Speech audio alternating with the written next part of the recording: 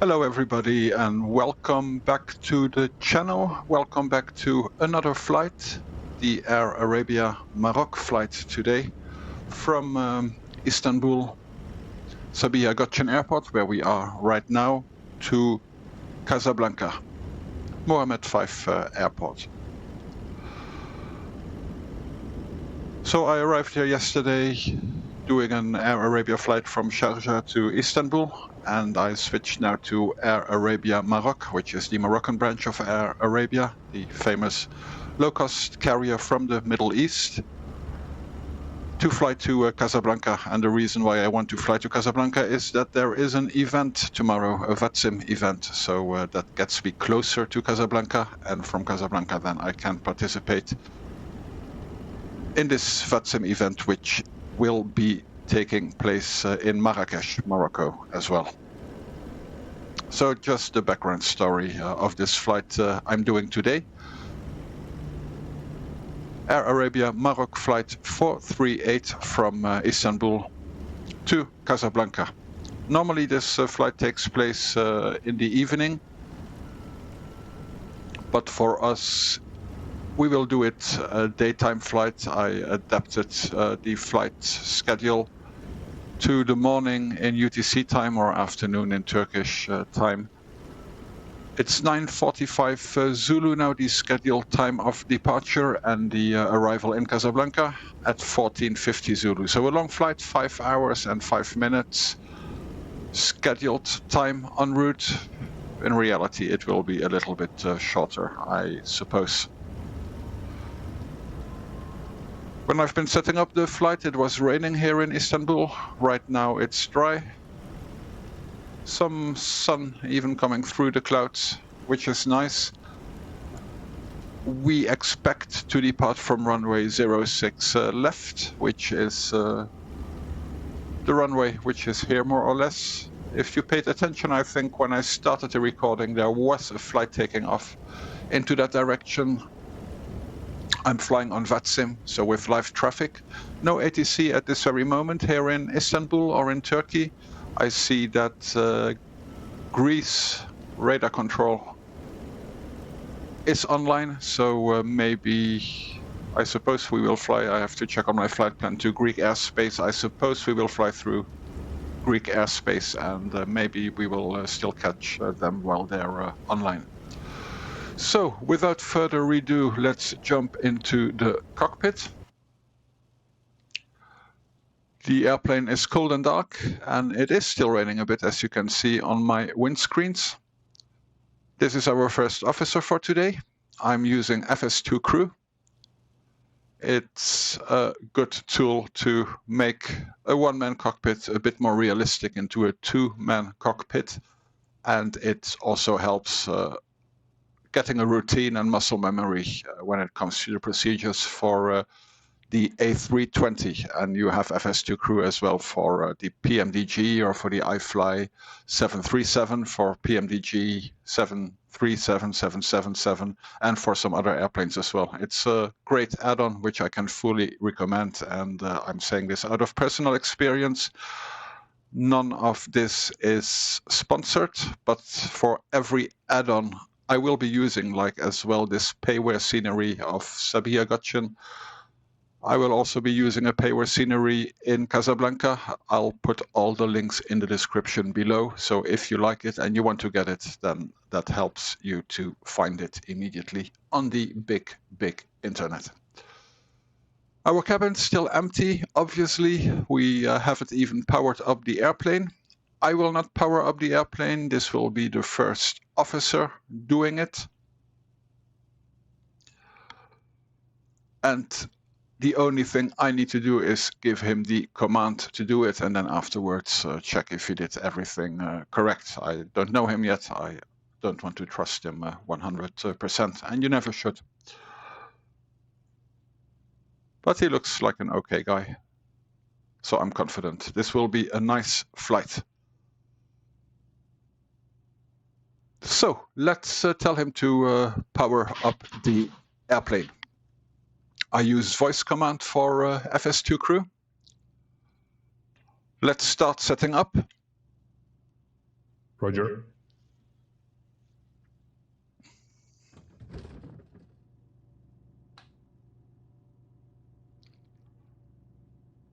Let's see. Yeah, there he goes. He puts the batteries on. We're connected on external power now.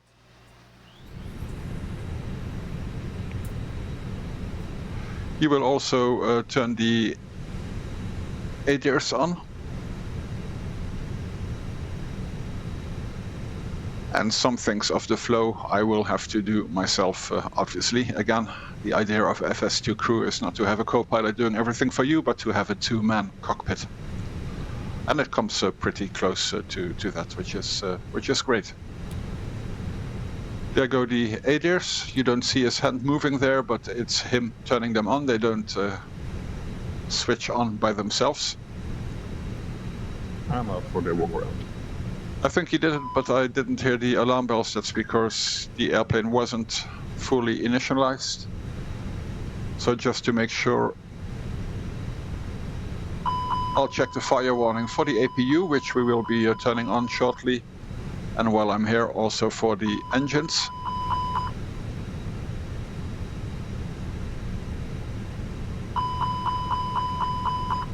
What I didn't do before powering up, or having him power up the airplane, before powering up, you always check if the weather radar is off, the predictive wind shear system is set to off, the gear lever is down, and the wipers are off. That's very important. I will switch the evacuation command to captain. Some airlines use captain and purser, who can command the evacuation. Some airlines only use captain. Not sure what Air Arabia does, but I'll just put it to captain because that just makes more sense to me. We will check the cockpit voice recorder. You heard the beep, so that's running all right. And we'll put the cockpit voice recorder to ground control.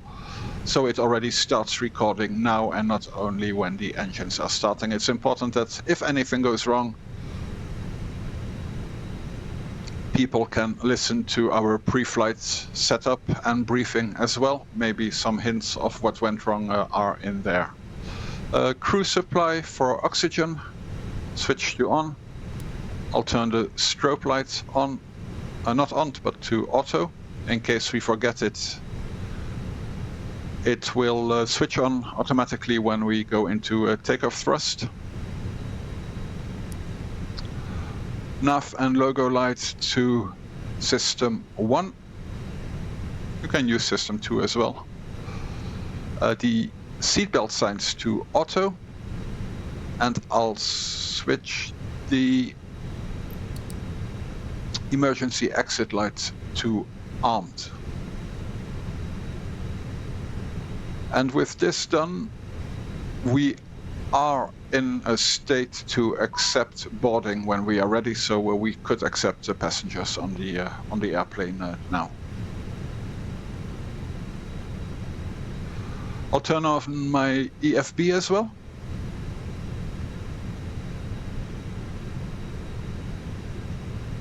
There we go. And let's load the flight plan directly from Debrief. I already filed everything on Debrief and on VATSIM, as we are flying on VATSIM today. I'm already connected to VATSIM.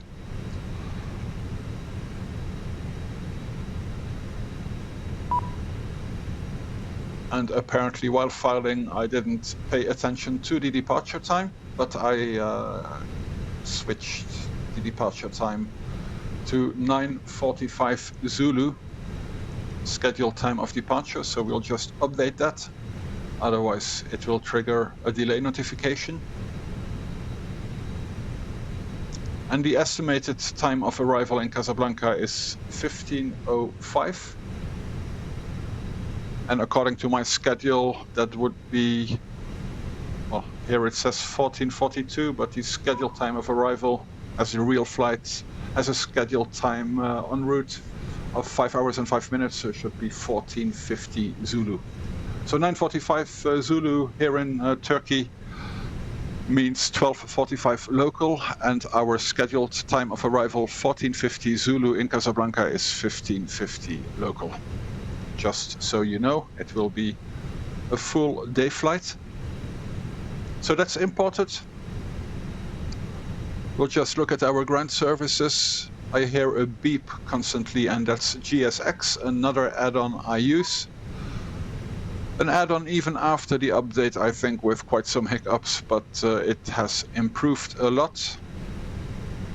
I don't fully recommend it, but I still use it all the time for immersion. You do what you want. I can put a link to that in the description below. We have a status message here. Let's see later what that is. We aren't there yet.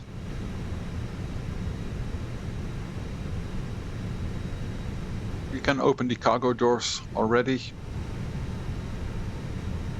We don't need external air conditioning with this weather, and the JPU, as I already said before, is connected and we are on external power. We'll leave the fuel pump switches off for now until after refueling. And the same goes for the seatbelt signs, which we only should put on when refueling is done. Before refueling, even if we're boarding, we don't want them on, because if something goes wrong with the refueling, we want people to be able to evacuate as fast as possible. As you know, fuel burns pretty well and fast. So for the rest, everything is set up here. We will wait with this part for later, and we will go down to our FMC. I'll first go to the ATSU menu.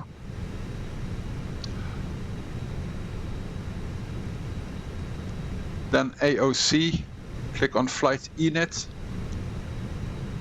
and we can pull the data automatically from the initial data request. So yeah, what I said before about GSX, you hear that beep, and that's GSX telling me to refuel the plane.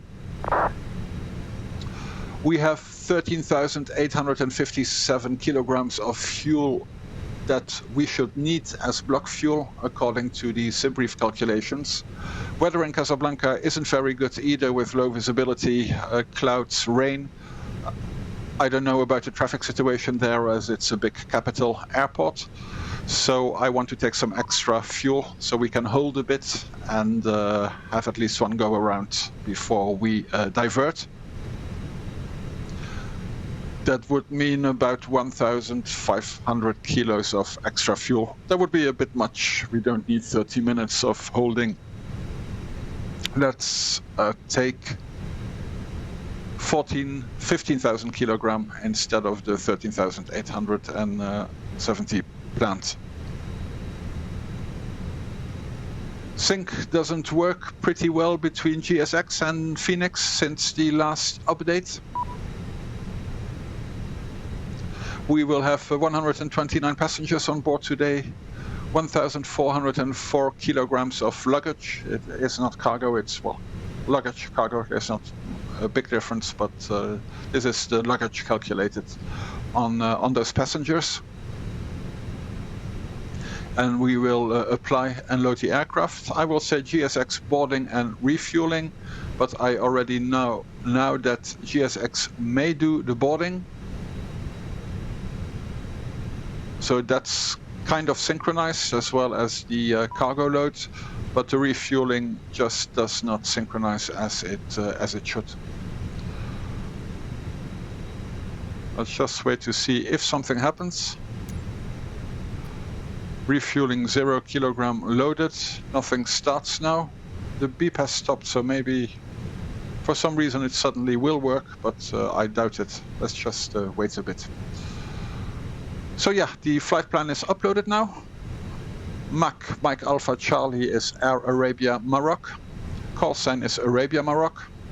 438 from Istanbul Sabiha Gokcen, excuse me for the pronunciation, to Casablanca Mohammed V Airport. And the alternate Golf Mike Mike Echo, I will have to check where that is. It is in Morocco, Golf Mike. I guess would be Essaouira, which would not be the best alternate, but I filed 4 alternates, so in case we need an alternate closer to destination, we will check which one is most suitable at that time, according to weather, runway length, and facilities as well. So that's done. GSX keeps beeping, so I'll just go to config. Checks completed. Bypass pin inserted. And insert defuel manually in here. I set 15K.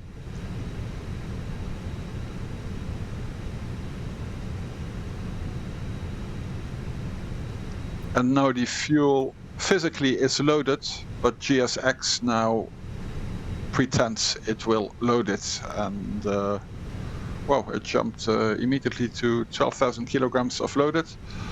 All of this worked better before the update, but in general, GSX has improved a lot since the update. But it's far from perfect at this moment. So we have initialized that. We now go to the ENET page and pull the flight plan once more from Debrief. There we go. From Sabiha Gokcen Airport, and again, well, it will be difficult to let me know in the comments how you pronounce Sabiha Gokcen, but I think it's more or less correct, Sabiha Gokcen. To Casablanca Mohammed V Airport. And our flight number, yeah, it's not Air Arabia, but it's Air Arabia Maroc. So Mike Alpha Charlie 438. Cost index is received from dispatch and will be 1313 today.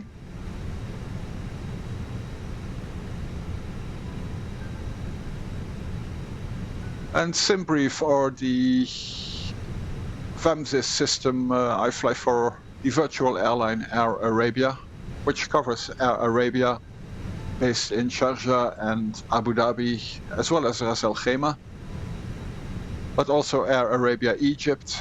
I think they're based in Cairo and maybe another airport in Egypt, and Air Arabia Maroc, flying out of Morocco, mainly to European destinations, as well as fly Jinnah, which is based in Pakistan.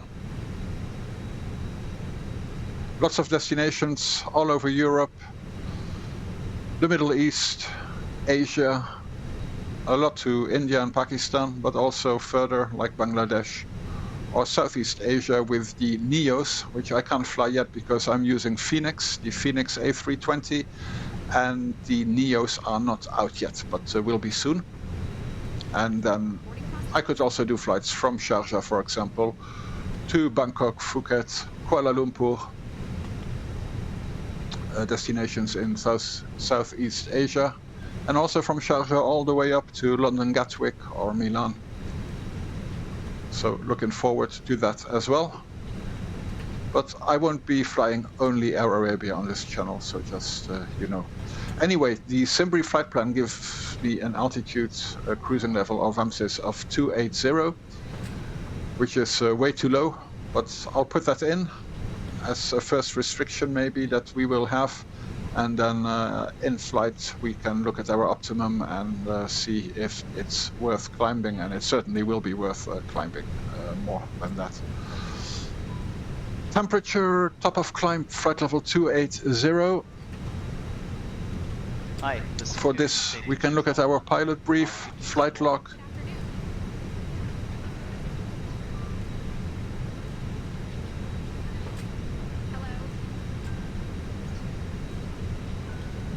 Yeah, they asked me, there was FS2 crew, if they can start boarding. Boarding has already started, but I will answer yes.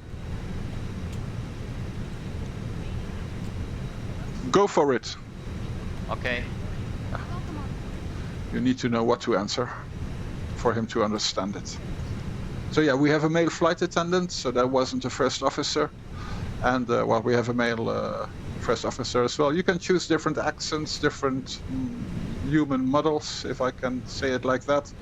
And they can be male or female, as well as for the flight attendants, as well as for the first officer. Well, this flight attendant there is definitely a female. Since the last update, she doesn't wear the Air Arabia uniform anymore, but some blue kind of uniform. So boarding has started. And what I was going to say is to look at our outside temperature at top of climb. And that's -45, a bit colder than standard, apparently. We'll also look at our local outside temperature, which is 6 degrees instead of standard. And we will look at our troposphere as well, which you can find here on your flight log. 310, 310, and there it goes up again. Good afternoon. So 310 to me makes sense.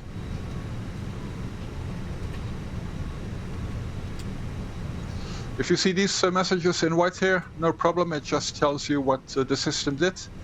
It's uplinked the flight plan, so we can clear that, but before you clear anything from here, always check what is written here so you know what has happened to the system.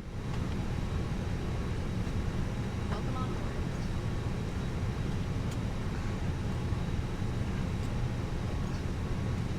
As we're boarding, we may as well look at the condition in the cabin.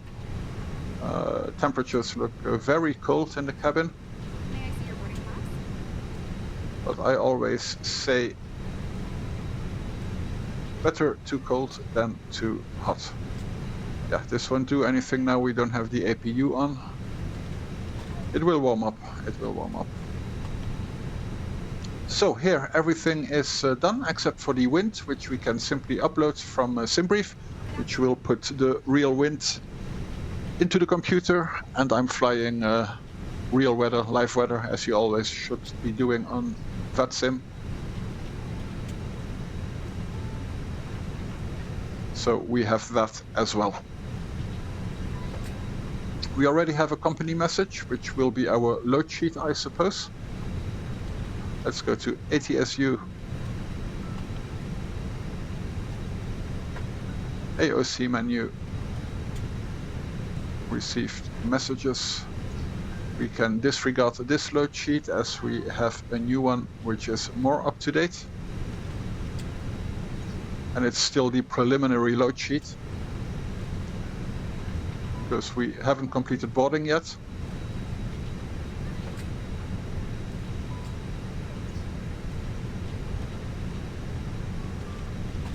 But we can use that data as already to fill in here.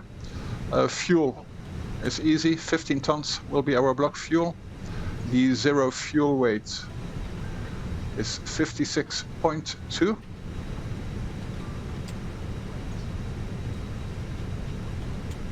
According to this preliminary load sheet. Welcome on board. And our max zero fuel is 28.0. Hello.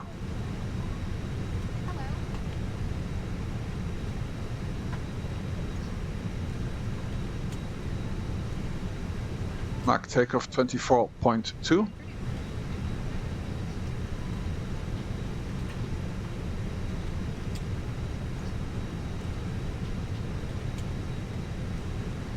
And then we just do a cross check again This way. with our flight plan and our fuel calculations, if everything here makes sense. Yes, for my EFB, I use a different background, which gives me the official Air Arabia checklist. Like this, I don't always have to look for the checklist. It's just the background picture of my EFB.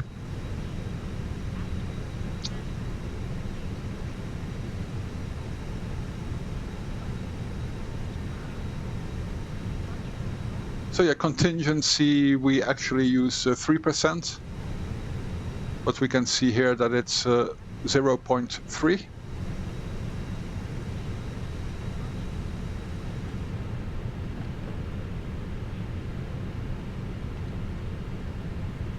That did not work.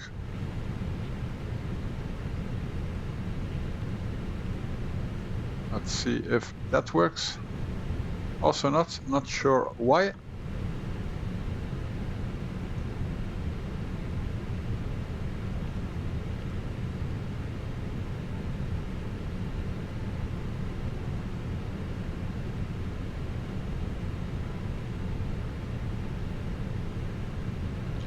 Alternate, see if that works. 1.0 instead of 0.8.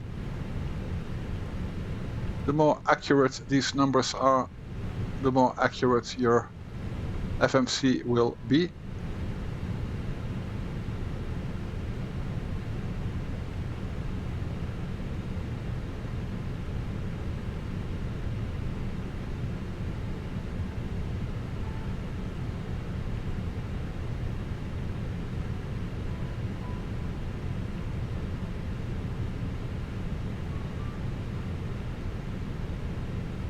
Yeah, that doesn't update either. And final time is fine. Anyway, the numbers are pretty good, so it's not a real problem. So all of this is done. We will just accept this for now.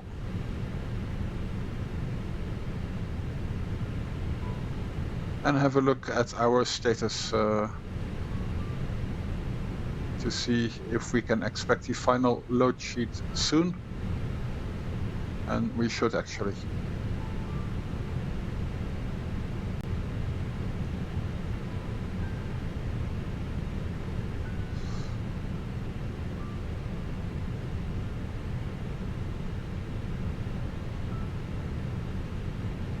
I have updated this, but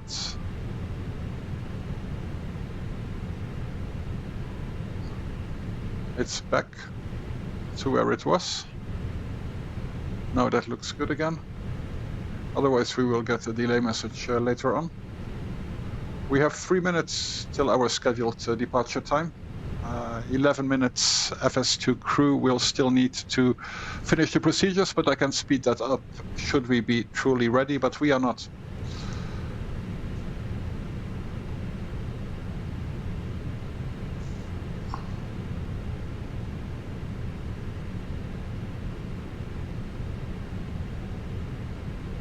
We will now go to our flight plan. We are flying on VATSIM, so we always should stick to the real runways in use and sits and stars as in the real world at this moment, because there may be other traffic around, and supposing that the other traffic will do the same thing, we don't get in our way. We don't get these situations where two planes land on the same runway from two different directions or something, which is not immersive and something we do not want. And in the real world, 06 left is used at this moment for departure in Sabiha Gokcen. So we will plan on that as well. 06 left for departure. Our first waypoint is Barpe, which means that we will be flying the Barpe 1 Juliet departure.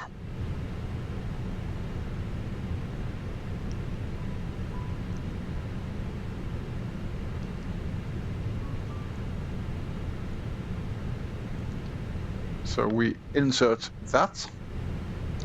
Then we go to Casablanca. Hi guys. Here is the load sheet for you. Thank you. No problem. Have a safe flight.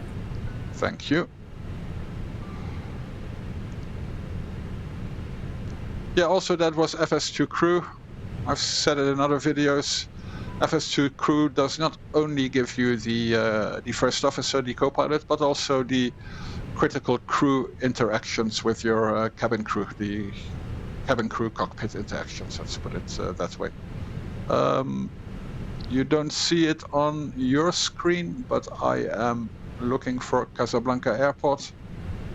just to see what runways are used there at this very moment. I already can see the weather is not good there, but we have that extra fuel, so that's great. And it looks like they're landing at this moment on 17 right. So let's just put that in for the moment. We can change this anytime en route. We will probably have to change it because it might be another ILS approach or another runway and even another star. But it's just to have something in here which gives us a reasonable calculation in terms of flight time and fuel usage.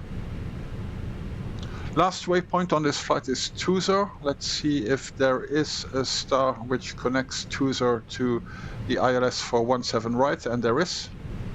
We will use the Tuzo 4 Alpha arrival.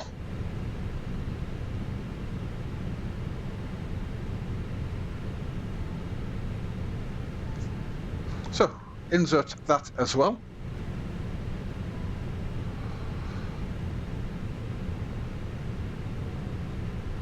Now we will have a look at our weather. We are now already at 1 minute delay. Before we look at the weather, I will just turn the APU on. So that's done. And as fueling is completed, we can also turn the fuel pumps off and the seat belts on. Start the APU. Always wait about 3 seconds between putting the APU master switch on and starting the actual APU. Once it turns available, we will wait another 3 minutes before turning on the APU bleed.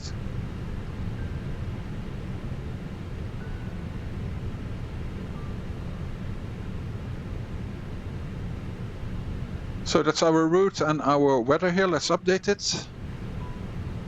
Not beautiful weather. We have winds from 340 at 10.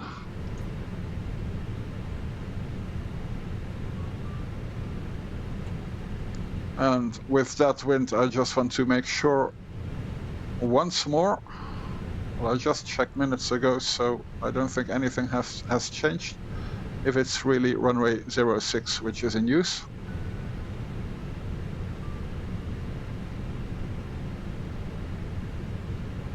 Meaning in the real world, again, you don't see this, but I'm checking that on flight radar right now. And yes, they're still taking off from 06 left, so we'll stick to that. Cabin is heating up a bit. APU is available. So I'll just put the chrono, and that gives me an indication of the time. Wait more or less, it's been available for some seconds already, but yeah, more or less 3 minutes, and then we're good to turn the APU bleed on as well. So the weather, well, it's variable, the winds, that explains it maybe.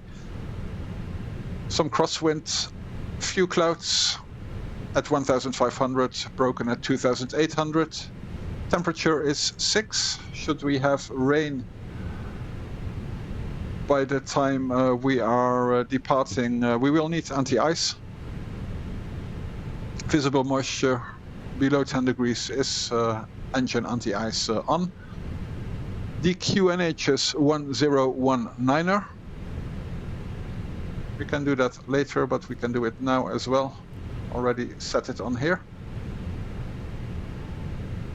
And that gives us the different wind directions on the different runways. Okay, that's all set in here. Now I will go to my charts.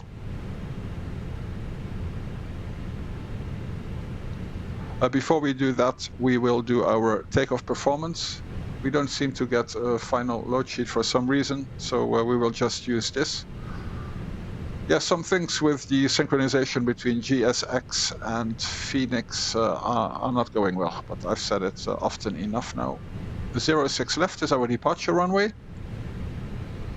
Runway surface, I'll put it to wet because it rained just before. It may rain again. Flap config optimum, we won't force toga. Anti-ice, I'll put engine anti-ice to on because it's probable that we're gonna use it. And if we don't, that gives us a conservative calculation for our V-speeds. We do a PAX off takeoff. Takeoff weight 71.1 and MAC takeoff weight is 24.2. We will sync the weather. It was already there. We will use full runway length, no intersection departure. And we will calculate this. Now we have our V-speeds, 137, 150 and 151. Flex takeoff, flexing to 53 degrees, and config 1+F flap configuration. So yeah, with that wind, we still have a 2-knot headwind. So 06 left at the end makes sense.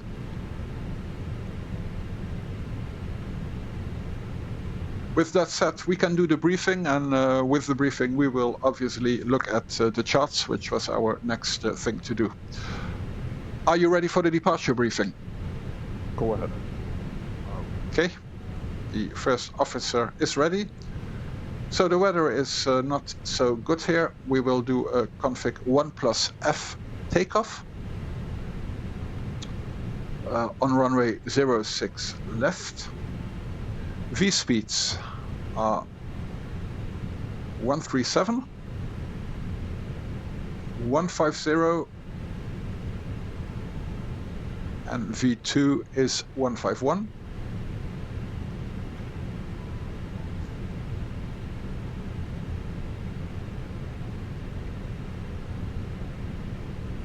Flex temp is 53 degrees. Hey guys, all packs on board. Are we clear to close? Yes. Thanks. Let me know if you need anything. Cruising altitude for now is 28,000 feet, but we will step climb very short thereafter. I don't know why we received that low altitude. Maybe there is a restriction here in the Istanbul airspace or Turkish airspace, but we will continue our climb. Transition altitude is 12,000 feet.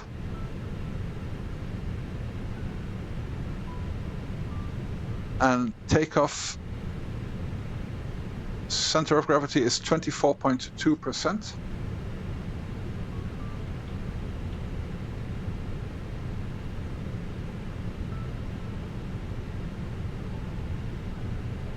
So that's our performance data.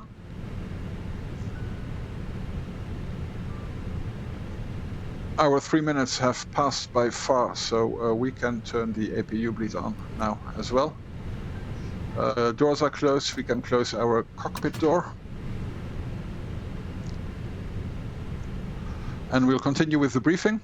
And for this, finally, we will look at our charts. For the ground charts, this is the airport. This is where we are right now, stand 201 Alpha. We will push back facing east. Let's see if we have a specific taxi chart for departures. Taxi departure 06 left.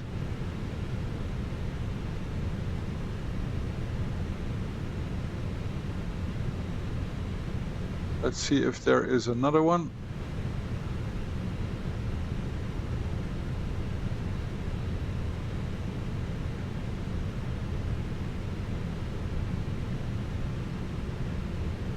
I think this one makes most sense for us.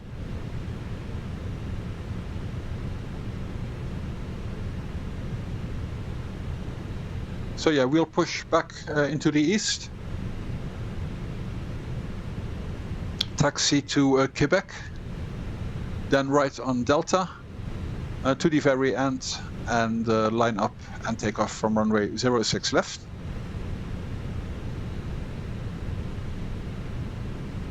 So this is 1 Alpha 1 Bravo. Taxi routes. Departure 1 Alpha 1 Bravo. I'll just start this so we find this chart later when we need it.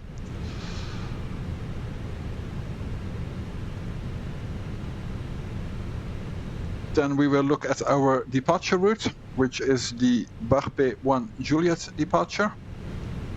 Let's find that one here. We will star it as well.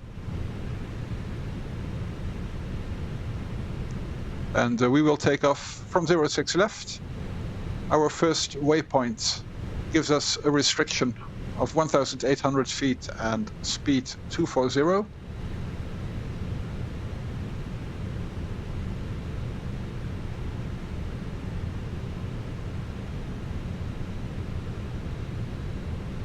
And that's Fox Juliet 050.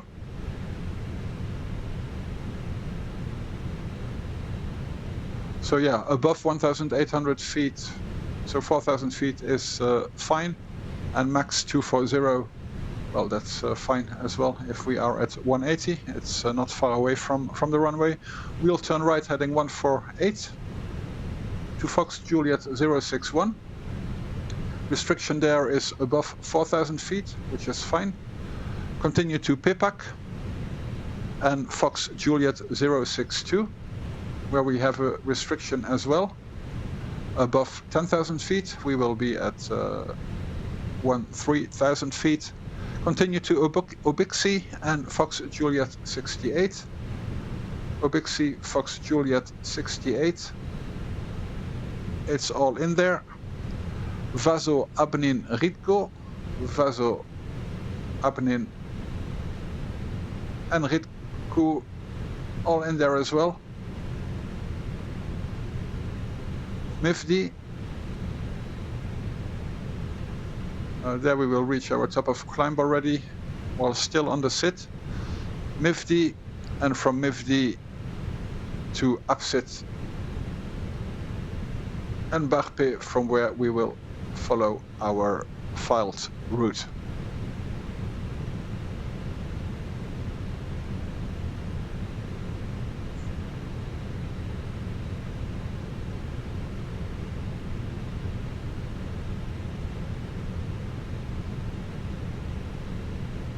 Okay, just checking if there is anything else on here which is important for us to know. The minimum safe altitude left of the airport 3,500, further south it's 5,300. So we will keep that in mind as well, but if we stick to the sit we will be over water most of the time, so there should be no issue there. 3,500 is the minimum safe altitude, and that's important for our engine outsit. I don't have the official one, but we will insert an engine outsit in case we have an engine failure on departure. On the secondary flight plan, I will just copy the active, create a waypoint called engine out 06 left. That waypoint is, or the name of it is invented by me. I'll put that here.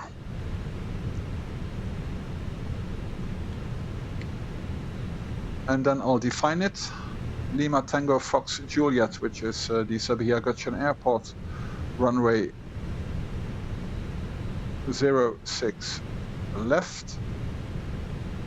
We'll continue on a bearing of 058, which is the runway heading, for 25 miles.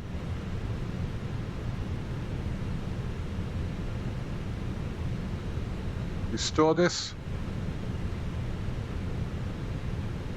Go back to our secondary flight plan.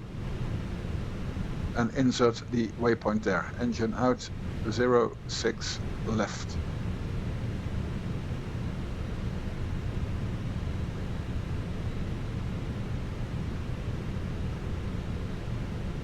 It asks me to do it again, not sure why.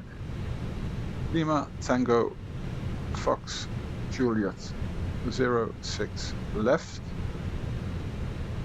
058, 25 miles, engine out, 06 left,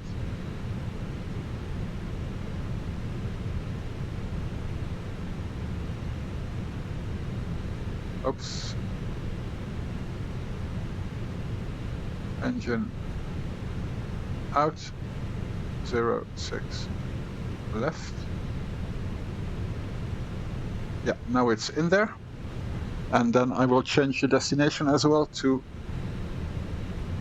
Sabiha Gokcen Airport, because if we have an engine failure, our plan is to return to this airport. New destination. And arrivals are on 06 right.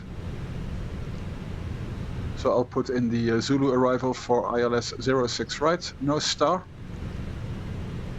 So if anything goes wrong, we will just climb straight ahead to 4,000 feet to be above our minimum safe altitude.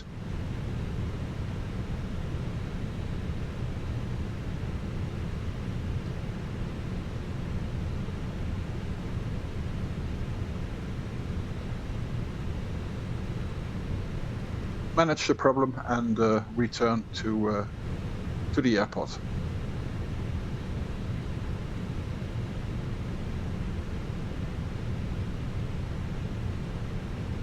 So like this, we are already ahead of the airplane. In case we have an engine failure, we don't need to worry about navigation. That didn't make sense what I do here. So, secondary flight plan, performance. So this is all done already. In case we need to return to the airport, we already have the ILS, the runway which we use. We will put in the weather as well. I'll just look that up here to keep the chart.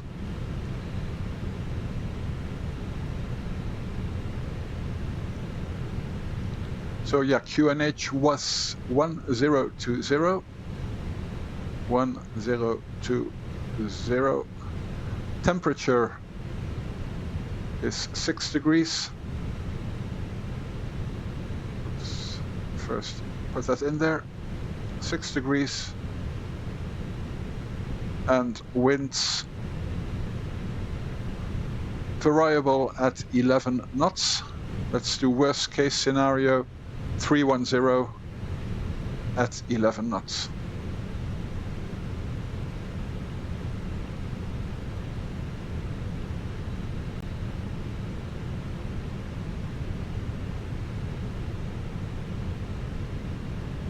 Then for 06 left, we will need our minimums.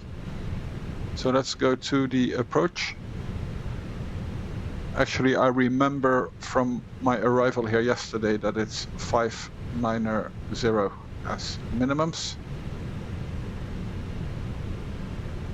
But as you shouldn't trust your first officer, you never should trust yourself either. So let's just double check this. Approach, ILS Zulu 06 right. Sorry, we are landing on 06 right in case of an engine failure. And that gives you a minimum of 590 feet, and we will land with full flaps. So that's done. In case something goes wrong, we are all set already in terms of managed navigation to return to Sabiha Gokcen Airport. Back to our departure. Well, we've done our departure briefing. Everything is nicely set up in our FMC. So that means we are now pretty much good to go. Let's ask the first officer if he has any questions about his briefing. Any questions? Any questions? No questions. That's great. Let's turn on his EFB as well. Not that I will look at it, but it helps. Immersion makes it more realistic to have your first officer with an EFB on as well. It doesn't do anything else. So I think we are good to go. And if we are good to go, we check if our trim is neutral. The status page has cleared, so whatever that was is gone. Parking brake is set, and we can do the bridge is already gone. We can put our beacon light on. Squawk code 2000 is mainly used for airplanes on the ground, so I'll just, as there is no ATC, change it to a random number. So anybody looking will know that we are not planning to stay parked here for much longer. Right now, we are on Unicom, we are on VATSIM. I didn't hear any traffic, any position calls, but there may be traffic, so it's always a good idea to do a position call, especially at a bigger airport like this one. So I'll just announce that we will be pushing back. Sabiha Gokcen traffic, Arabia Maroc 438, start pushback from stand 201 Alpha, Sabiha Gokcen traffic.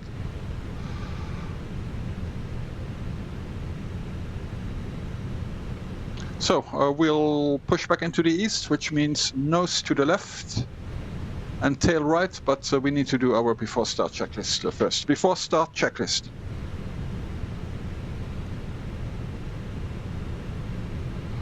Before start checklist. There. Is set. Takeoff speeds and thrust.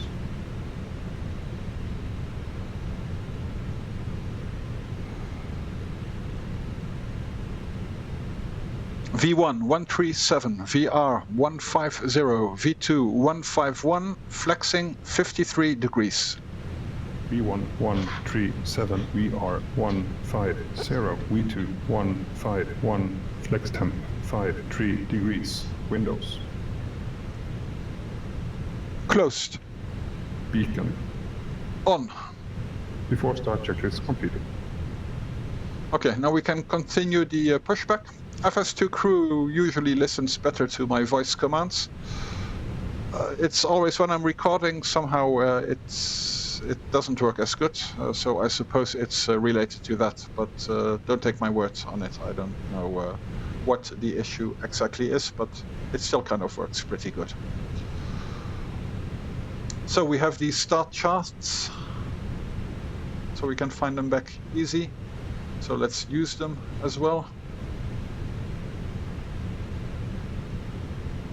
Even though our taxi route is pretty straightforward.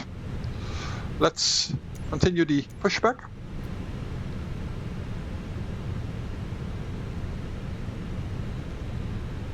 So yeah, nose left, tail right, that would be a pushback facing east. Facing west, apologies. Release parking brakes, please. Parking brakes are released. Commencing push. All engines clear. Start at wheel. There is people here walking around. Even though they're working for us, we will just wait with the engine start until our engines are a bit like behind this white line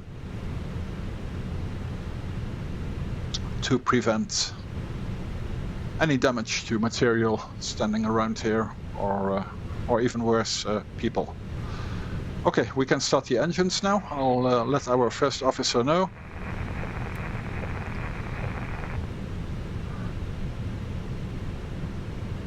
Starting engine 1. Okay.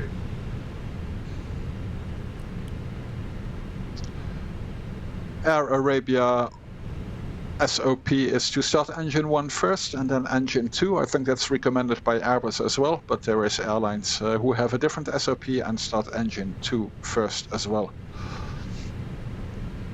Different than Boeing, where basically you need to start with engine 2 and then 1. So yeah, our EGT is rising. It's fully automatic in the Airbus. You don't really need to watch it. If something goes wrong, it will tell you. N2 is rising. Please set parking brakes. This should be set to engines. Okay, pushback is completed. We will set the parking brake. Waiting your confirmation for a good engine start. And engine 1 is available, which means we can start engine 2. Starting engine 2. Starting engine 2. Okay.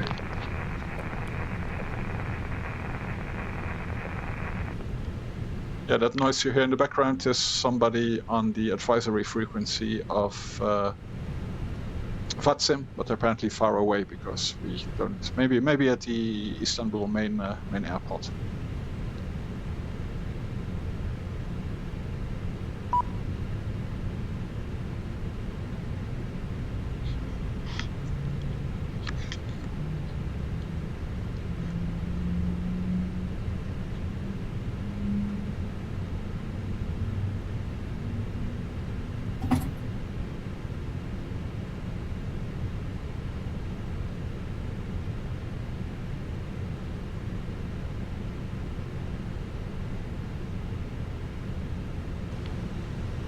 So engine 2 is on, and we will tell the ground crew that we had a good engine start. You can disconnect. Unlocking gear. You can turn off the APU, engine mode selector to normal.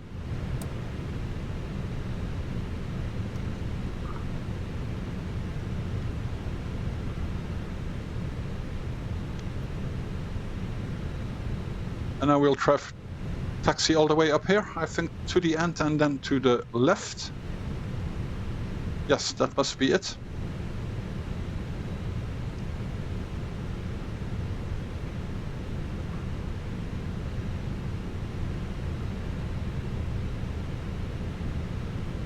And when they're disconnected, we can do our after start checklist. Full track disconnected.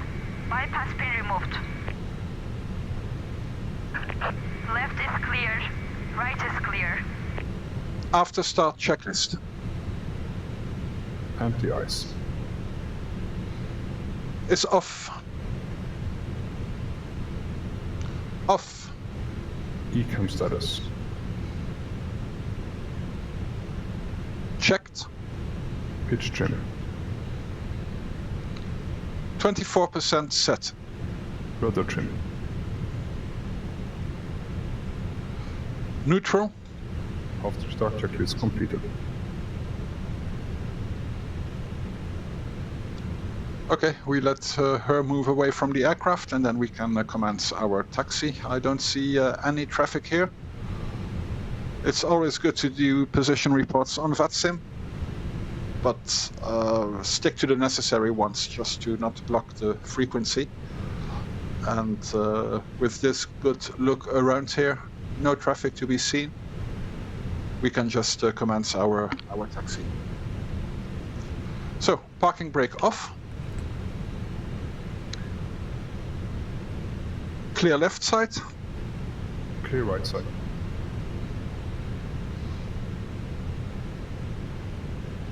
And we'll move our thrust levers a bit forward, not more than 30%.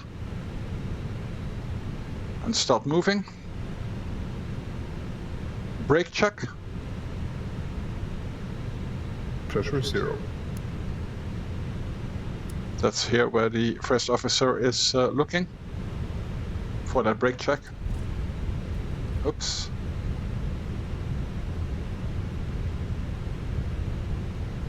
Sensitive rudder pedals. Let's do a flight control check. Flight controls check. Flight controls check. Ready.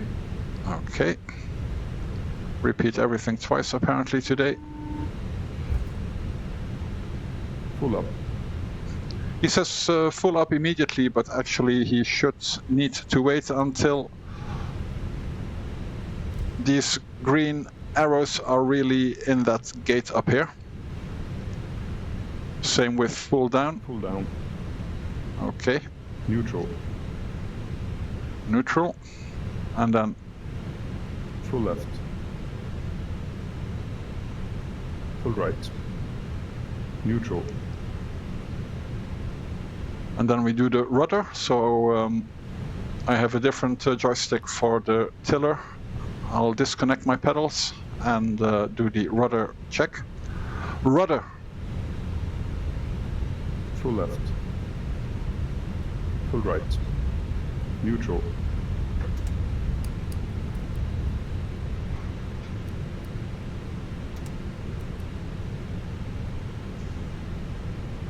I was a bit fast here, so I reduced my ground speed to 10 knots or below for a 90-degree turn.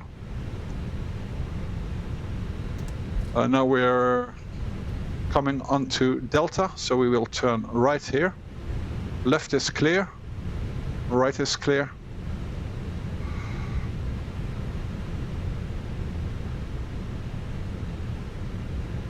Speed is okay, 10 knots ground speed for a 90-degree turn.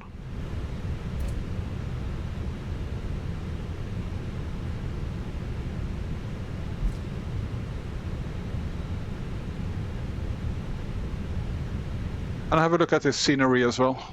Sabiha Gokcen Airport. If I'm not mistaken,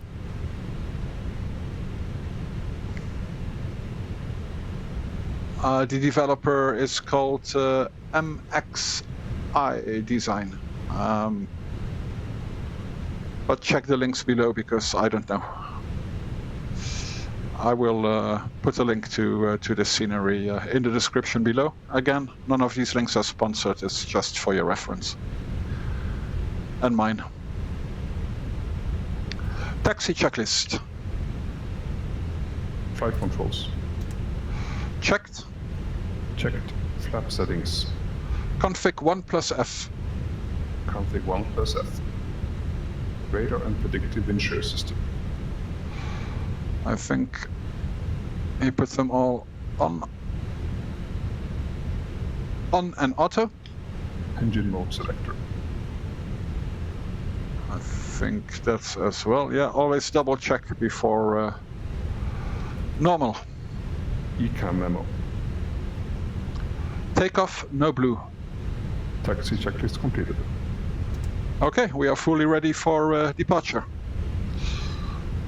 Before lining up, we will do a position call because we can't see who is in the clouds. Our TCAS is not on yet. We will just only put it on when lining up. And we will do that position call on time, so traffic has time to answer and react to us about to enter the runway.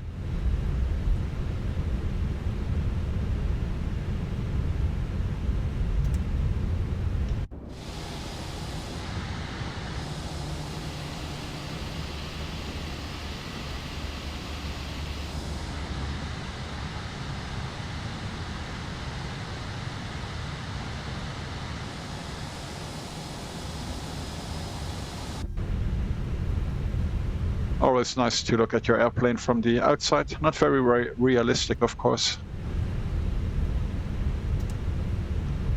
And not something I should be concentrating on right now, just before departure. Sterile cockpit environment needed.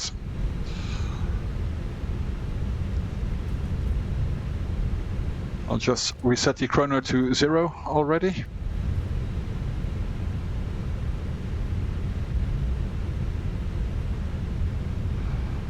And now we are approaching the runway end, from where we will turn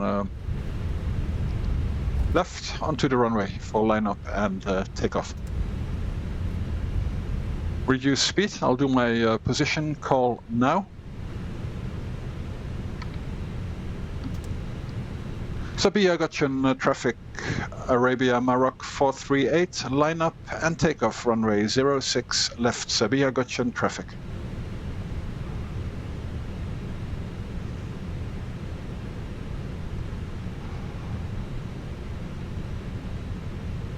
Yeah, we're not getting any calls. Visually, the approach path seems to be clear.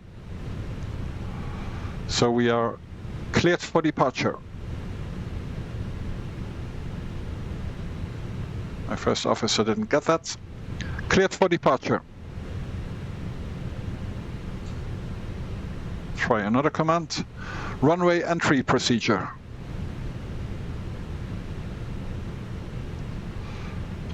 Cleared for departure. Now we got it. Takeoff runway confirm. Approach You will clear of traffic. take care of the lights. Turn the packs off for seated for takeoff. packs off departure. Strobe on. Yeah, once he listens, he does his job just fine. Line up checklist. Takeoff runway. 06 left confirmed. Runway 06 left confirmed. TCAS. TARA Packs 1 and 2. off. Lineup checklist completed.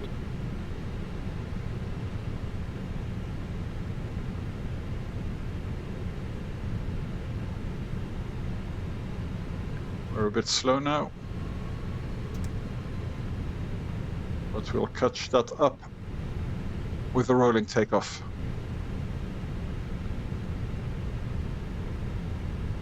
Engines up to 50% until they're stabilized. Takeoff. Check.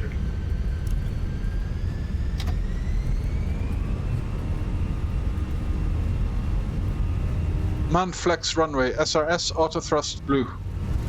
Checked. Thrust set. Stay on the runway. 100 knots. Checked.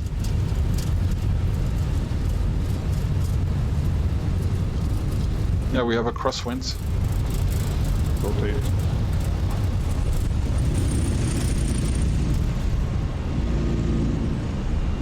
Positive climb. That was a bit steep.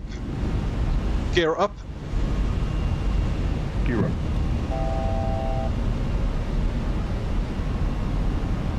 Yeah, we didn't set any stop altitude. That was a mistake.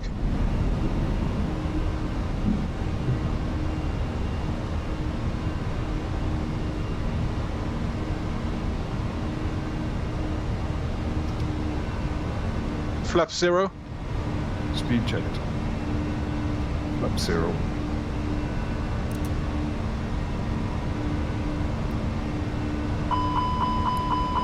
What have I done? Oh, that was the overspeed warning for the flaps. Yeah, I got a bit distracted during the rotation phase. Oh, we're still on climb. Okay, that explains the speed. Autopilot 1 on.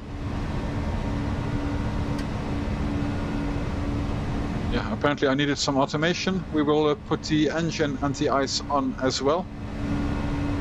Where are you? Here. As we are entering visible moisture below 10 degrees true outside temperature. Yeah, that wasn't the best takeoff, but it was acceptable. So now we're following the SID.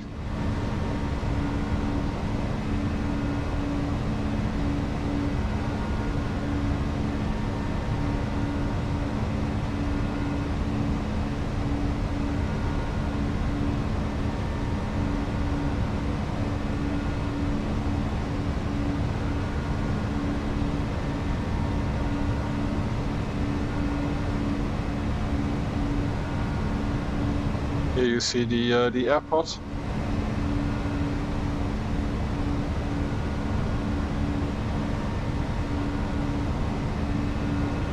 Yeah, and we can turn our engine anti-ice off again.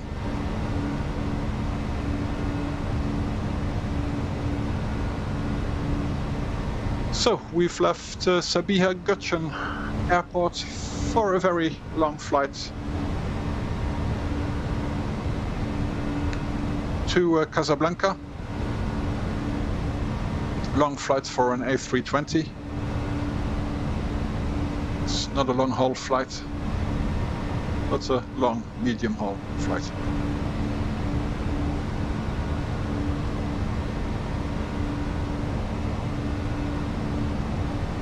Okay, let's have this managed and continue our climb to 280.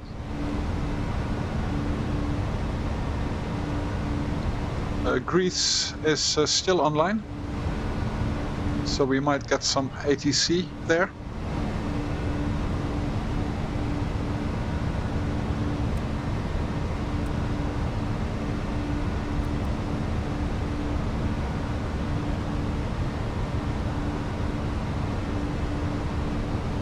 Optimum flight level is 340, which is an even number. We're flying west, so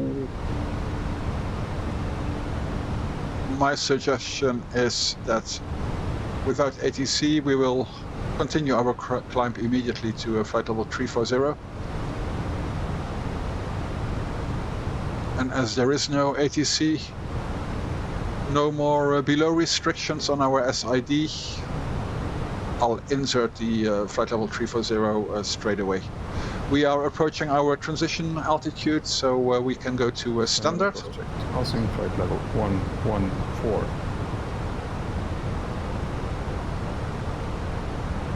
Now. Checked.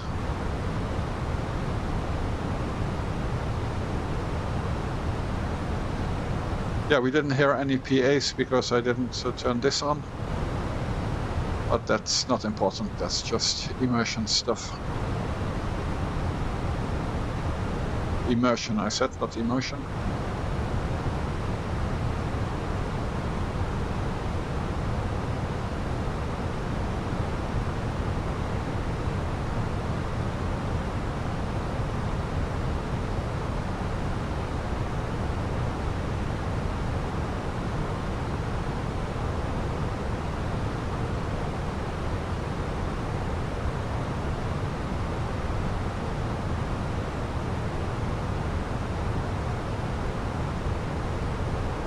Yeah, takeoff wasn't the best.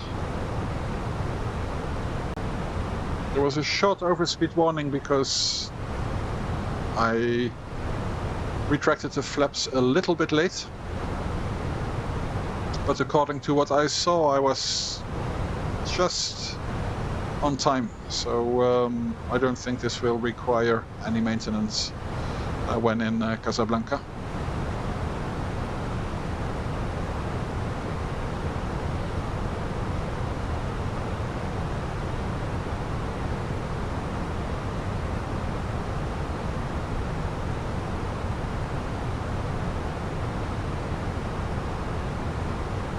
If you've seen my previous flight from Sharjah to Sabiha Gokcen, I had an issue with the displays being very laggy and stuttery, while the outside view was fine. And that probably was because I was recording. I always fly on very high settings on MSFS, but I reduced the, especially the level of details, the LODs, object and terrain, from 150 to 120 to make it smoother. I also reduced my recording frames per second from 60 to 30. And yes, so far already less technical hiccups than I had yesterday, so that was probably a good thing to do.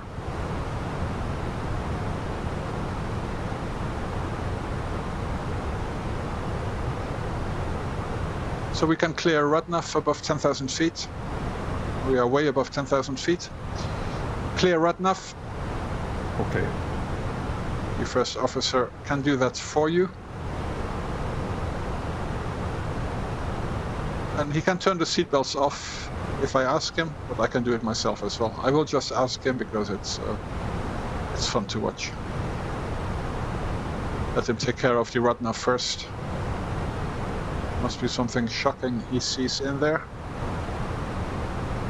Okay.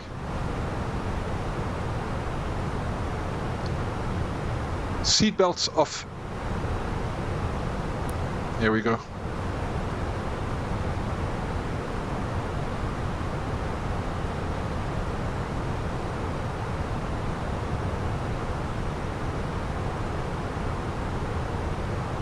So let's have a little look at our charts, especially the en route chart.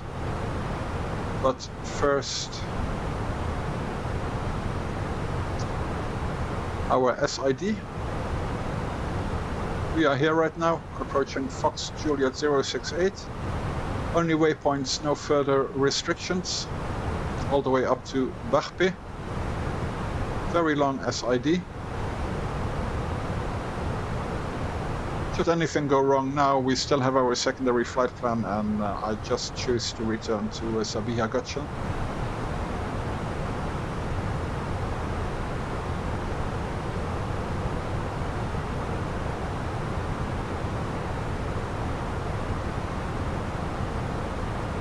So here our route chart.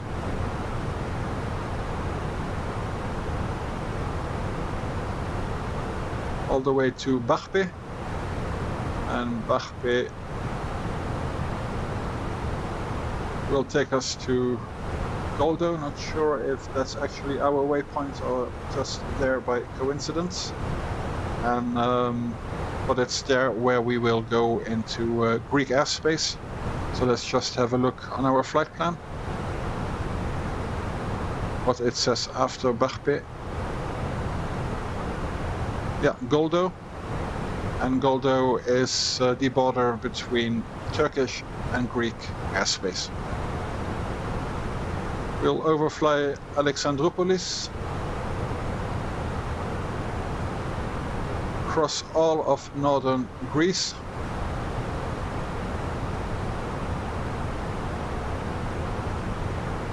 including the city of Thessaloniki. Towards Albania, Pindo, we will enter Tirana, which is the capital of Albania, so Albanian airspace. Cross Albania, east to west, enter the Italian airspace.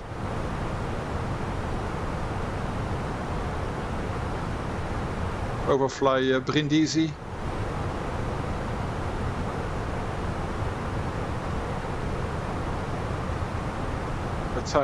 This town, I don't know how it is. I won't say it because my pronunciation in Italian is even worse than my English accent.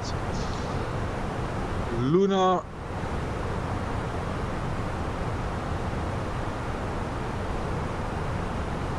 From where we will enter another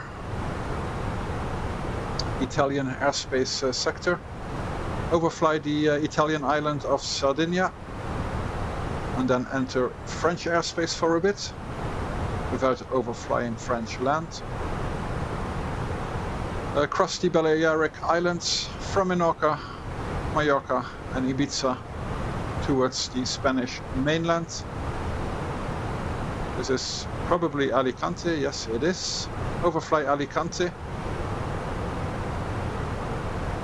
Granada and Malaga.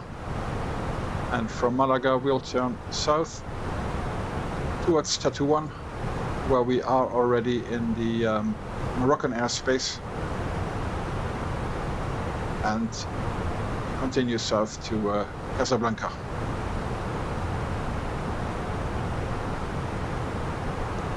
At this moment we expect to land from the west, from the north, basically on 17 right. But it's a 5-hour flight. Let's update ourselves on that once we are closer to destination. Still nicely climbing out. Cabin temperature looks fine now. The engines look good. Vibration at a normal indication, and fuel flow has a normal indication.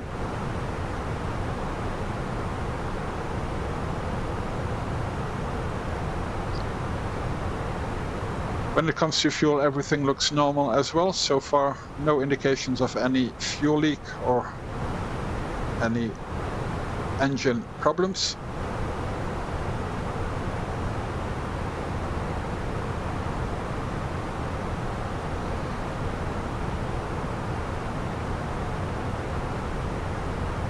The cabin pressure has a rate of climb of 300 feet per minute, which is a normal value as well. So we are pressurizing at normal rates. Cabin altitude at this moment 6,450 feet. Packs, lucky enough, at this altitude are set to on. The Airbus would have told us if they wouldn't have been.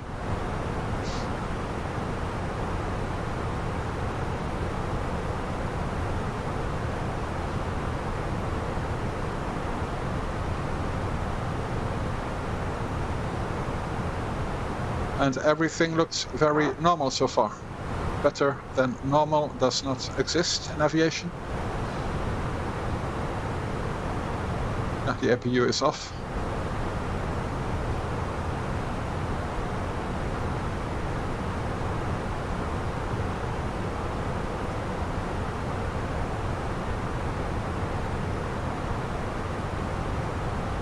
Yeah, at this very moment we are very good to continue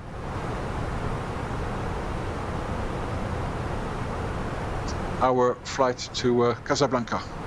Passing our initial clearance of 28,000 feet now, and we will continue to climb to 34,000 feet. Like this Greek ATC will also already see that we have another altitude than the one initially filed.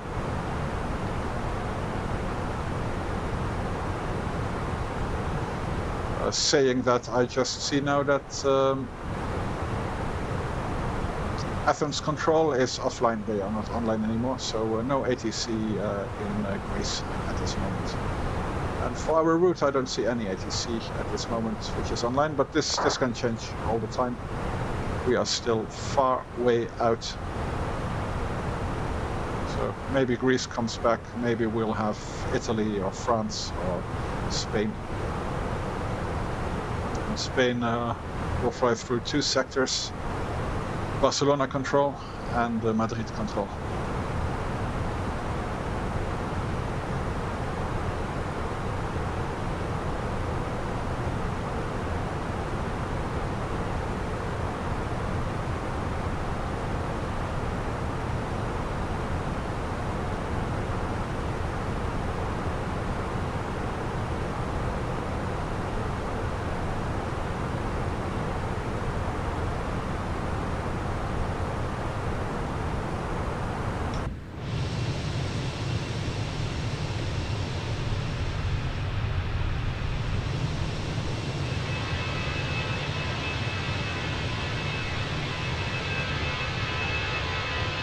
I've been doing quite some flights for Air Arabia already in the past,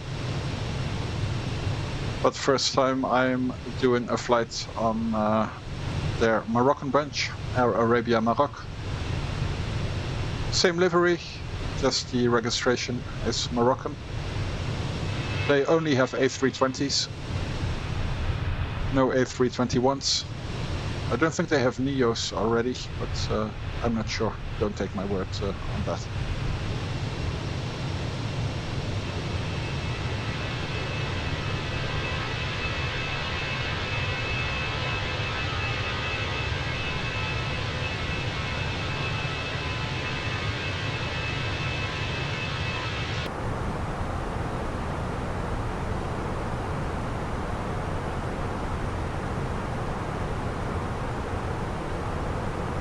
So we're approaching Barbe. Well, still 25 miles to go. And then continue to Goldo. Here we already have the Alexandroupolis airport. and Goldo being the border between Turkish airspace and Greek airspace. But again, no ATC. We now have Bulgaria Sofia control online, but we won't use their airspace today.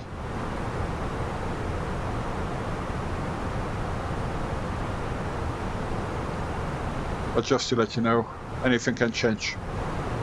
Anyway, as we are approaching our cruising altitude, I won't bore you too much with this cruise, but I will be back during the cruise, and I will be back for in-flight checks, because at a regular interval I will check for alternates en route, suitable in case we should have any in-flight emergency, to give us some situational awareness. Also at MSAs in case we need to do an emergency descent, or should there be en route upper control, ATC online on VATSIM, and anything else interesting. I will be back to show you, but while there's nothing happening, I don't want to bore you too much with that. 1000 to go. If you enjoy my videos, please consider subscribing. It motivates me to continue doing this. It helps the channel, puts a smile on my face. If you don't like my videos, then you are probably not watching anymore, but just in case, let me know why. I love feedback. I won't take it in a bad way. I will take it to improve. If you've learned something from me, maybe you're new to flight simming or new to the Fenix A320 or to Airbus in general, let me know as well. And anything you know better than me, I'm here to learn as well. So also this you can let me know in the comments. But be sure to subscribe and like. Ring that bell as well to be notified when I publish the next video, which will be the VATSIM very busy event into Marrakesh. Very much looking forward to that. And stick around, I will be back during this flight as well, so this video is not over yet.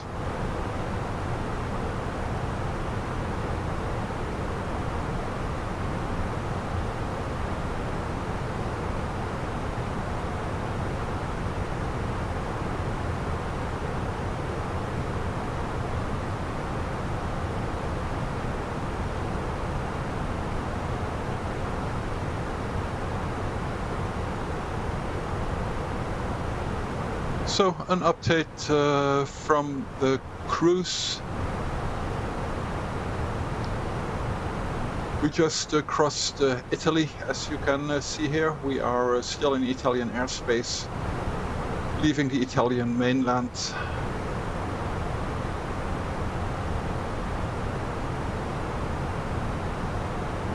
Just south of Naples.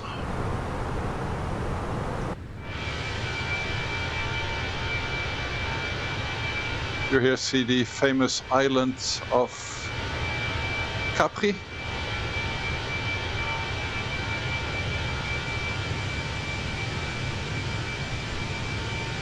And here you see the Vesuvio. Always nice to do some sightseeing as well. I think this is the island of Ischia. Not sure how to pronounce it. We are flying over. And this, this should be the city of Naples. Always nice some sightseeing along the way. The Italian coast here, and we are heading towards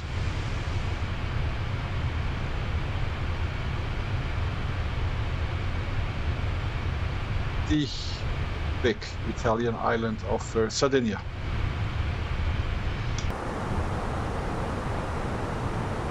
So right now, if we'd have any issues, could be a medical emergency,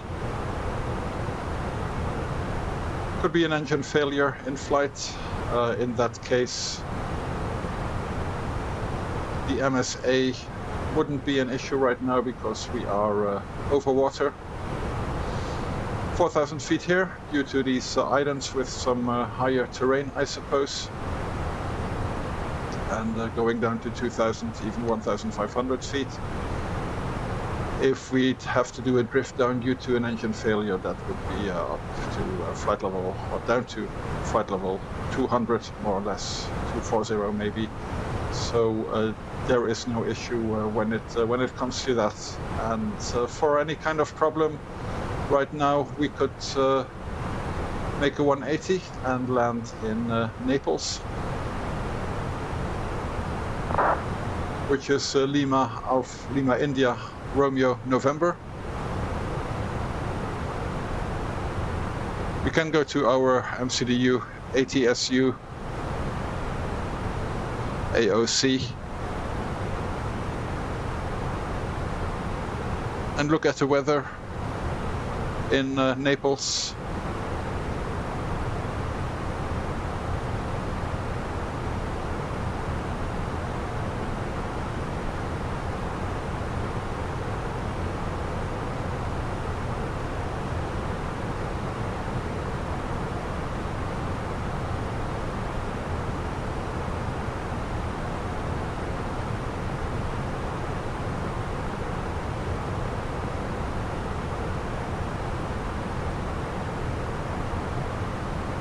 We could also look at the Rome airport, Fiumicino,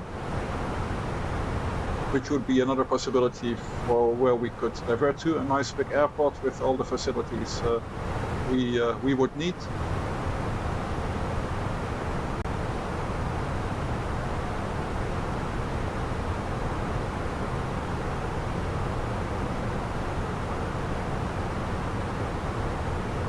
And Rome is Lima, India. Foxtrot, let's get the weather from there as well.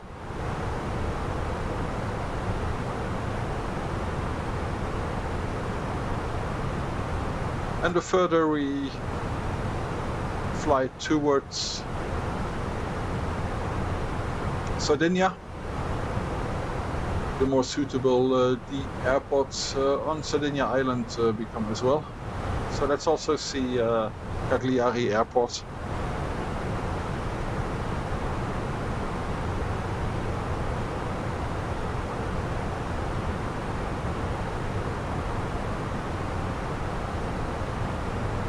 For the weather.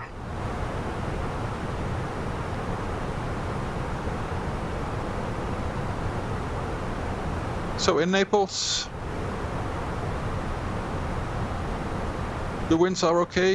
If I'm not mistaken, we have a runway 06 there, so a good wind into the runway direction, variable though.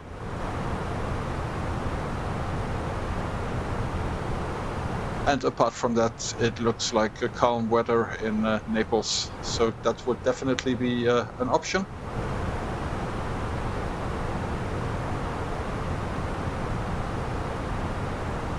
For Rome, similar weather, have okay, no issue weather-wise to land in Rome. And almost no winds in Cagliari, which is always good, and scattered clouds at 4,800, so good weather overall as well. So basically, in case we have any in-flight emergency, up to Sardinia, we are good for all these en route alternates, should there be any problem. If we take it a step further, we'd also look at the NOTAMs to see if none of these airports are closed, have closed runways, and so on.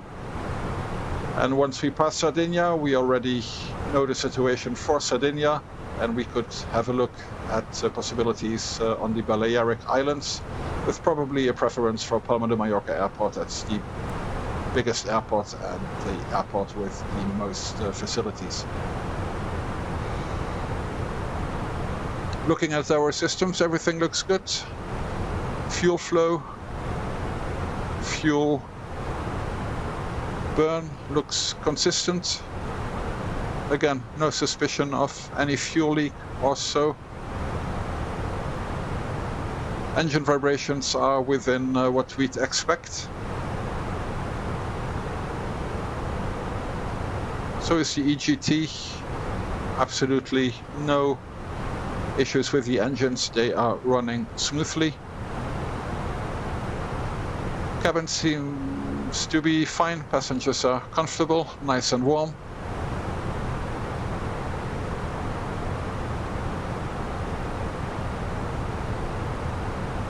Everything looks good. We would have an indication here if something would pop up on our status screen.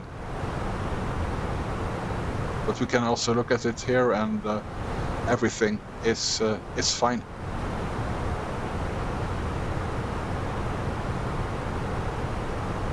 Dark cockpit logic, no lights, which means that this is fine as well. We are still far from our destination, but we can look at our progress page. Our optimum is now flight level 350. It would make sense, I guess, with a maximum of 380 to do a step climb now to flight level 360. And we will do that.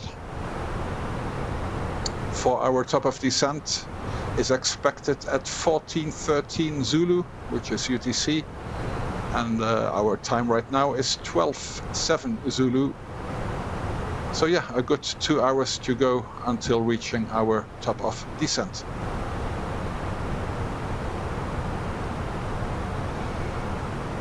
So let's do that step climb. We go back to the progress page. Italy has another logic, has the north-south even, uneven flight levels logic. So probably flight level 340 is not where we should be right now. There is no ATC. We won't be in Italian airspace for that long anymore, so I'll just... Yeah, France, the same, also a different logic. But in any case, I will just go to flight level 360. This could be authorized even with that logic of uneven and even flight levels being directed north-south instead of east-west. And that already would make us good for Spain. And should there be ATC, they will just tell us to climb or descend to 1,000 feet. But right now there is nothing online. I see that Rome Airport ground is online, but nothing upper level in Italy, France and also Spain for the moment, nothing online. This will be different tomorrow when there is this big VATSIM event in Marrakesh, in which I will be participating. I will be recording that video, so if you want to see it, make sure to subscribe and hit the notification bell, so you will not miss that video once I publish it.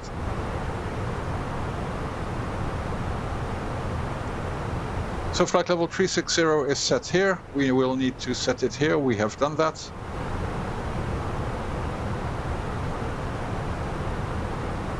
And we are now in our step climb to flight level 360.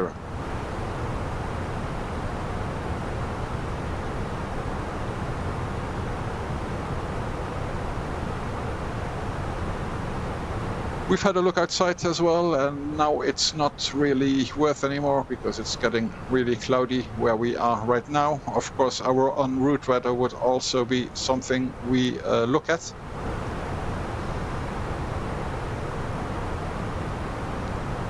I do this on the Debrief charts. I can't pop them up here right now because they are in another screen. It won't be recorded. Well, I can't pop them up here, but you won't see it. That's basically what is it.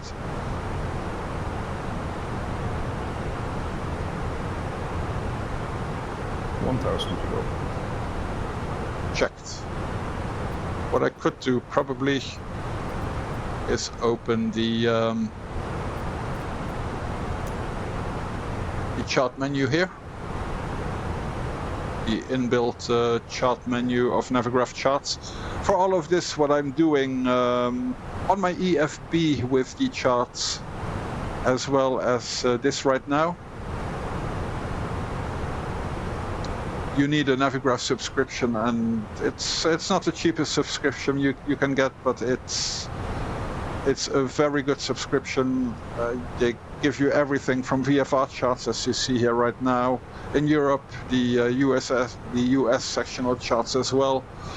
High en route charts, low en route charts, all the airport charts. So it's integrated with all the major add-ons. I couldn't do flight simming anymore without Navigraph. It's a wonderful product. You probably know it already, but I'll still put a link to that. Again, not sponsored. It's just my truly honest recommendation. It just gives you so much more immersion and situational awareness and anything you need for navigating correctly in your flights. So the correct flight plan is now also in the inbuilt charts menu of Navigraph, the Microsoft Flight Simulator inbuilt charts menu, and I think here we could look at the weather as well in a way that you can see it as well as it's in screen.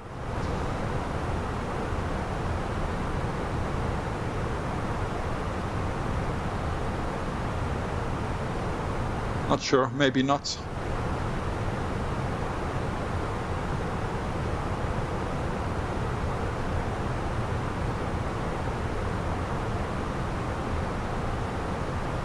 Also, this is not our route we actually do have for the moment. What it does have is the airport weather, that is for sure.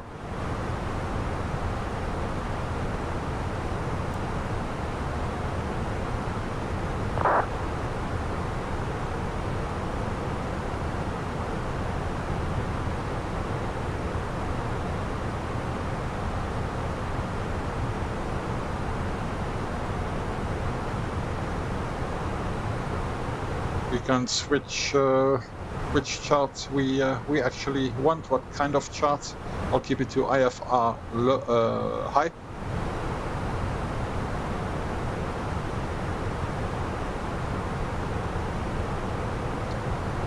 Night mode, day mode, you can follow your aircraft.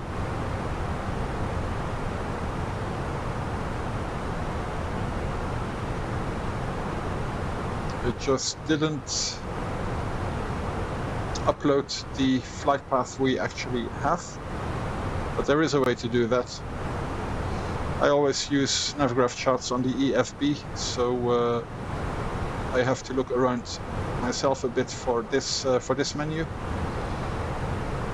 If we do unload, import flight plan, import from Debrief, this is our flight plan.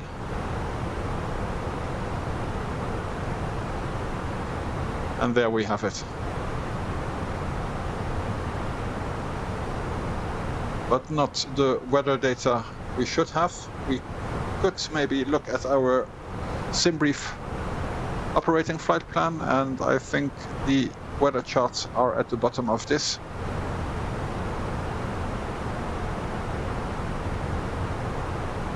Is there no easier way to scroll?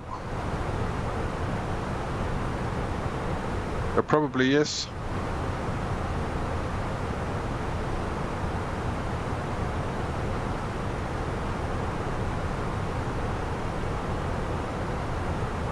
I was just looking, there is some activity at the Etna volcano, and I saw something of volcanic ash.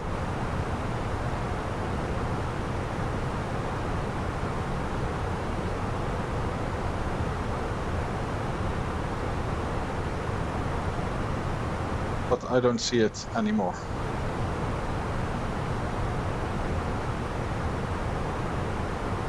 These are NOTAMs, important as well. You always should look at them as well. I didn't do it now for Sabiha Gokcen, but maybe we can do that for Casablanca already. The more you prepare, the less surprises you have, and that's what you basically want for a smooth flight, no surprises.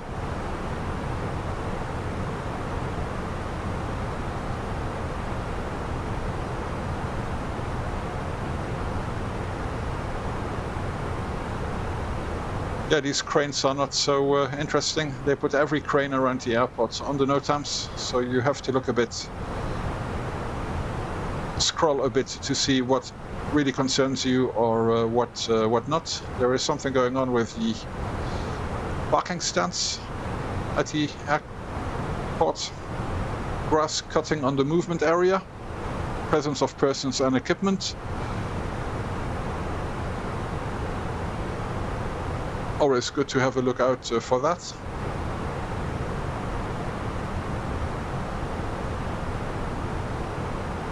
So yeah, a lot of maintenance going on there. We will land on 17 right. If I'm not mistaken, this concerns the 25th, or no, every day 8 till 1500. We will be landing around that time. So at the end of their work, if they are still working, then ATC would let us know. And in reality, on Flight Simulator, they will not be working on that runway.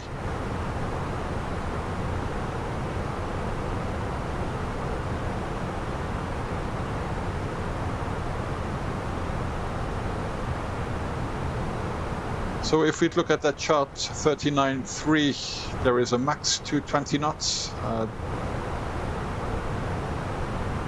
And it says on the chart 210 knots, but we can be slower as well. Chart 39.3, not sure which chart that is. You can see that when we do our approach briefing.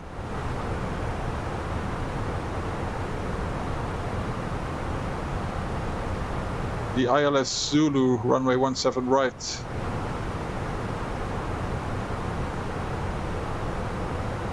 Had some wrong coordinates on the chart. Not really, just the way they inputted it.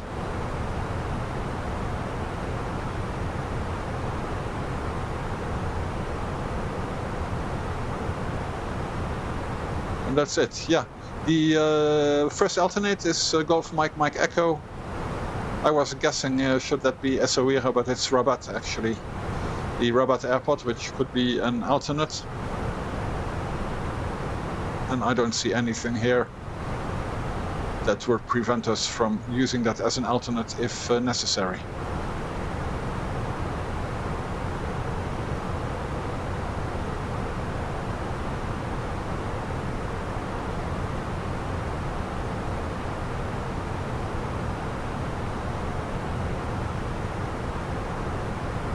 Cash is not accepted. I have my credit card with me, not a problem. We could also divert to Marrakesh. And to this I will have a closer look tomorrow, because for this event, VATSIM event, I will be flying from Casablanca to Marrakesh and back. And the event will take in Marrakesh itself. Will take place in Marrakesh itself. As usual, I'm showing you things I didn't want to show you now. Is there really no better way to scroll down? Yeah, we get all the en route NOTAMs as well. Every little crane that has been built somewhere en route, or a windmill, gives us all of this, but yeah, the art is really scrolling this as fast as possible, just to see if there is anything in there that could concern your flight. I'm not doing that right now. I can't scroll and check that this fast as I'm doing it. I'm just trying to scroll down faster, but maybe if I extend it a bit, no. So yeah, that's a long scroll. But maybe we'll come across something else interesting during this scroll. But we're still on the NOTAMs. Long flight, lots of NOTAMs.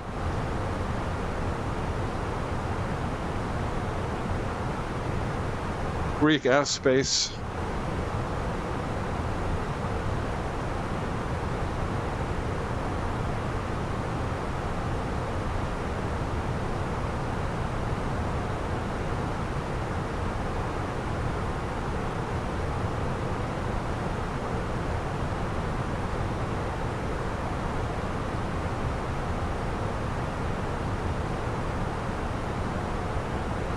We're getting there. This is all for the Italian airspace, which we are about to pass. French airspace.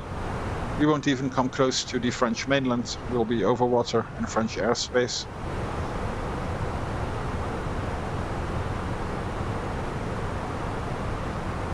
And lots of things, almost everything in there, are things that do absolutely not interfere with our flight.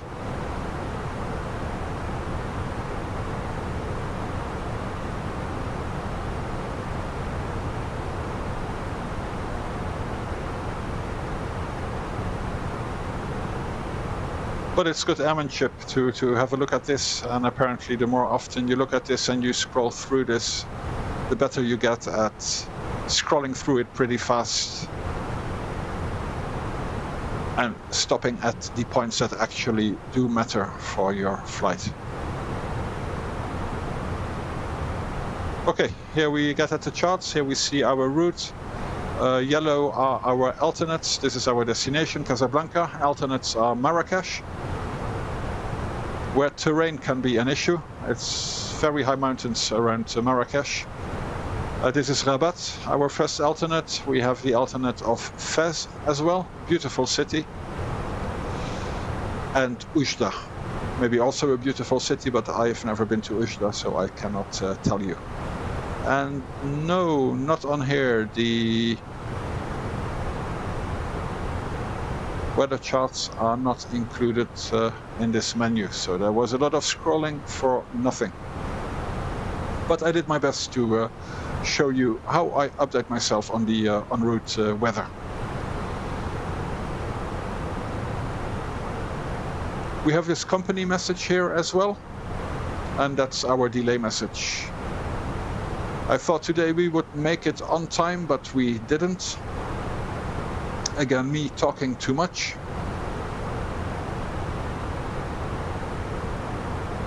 But talking too much as well as in preparing the flight, making sure everything is nicely set in the FMC, doing a proper briefing. And all of this is important. Safety above efficiency.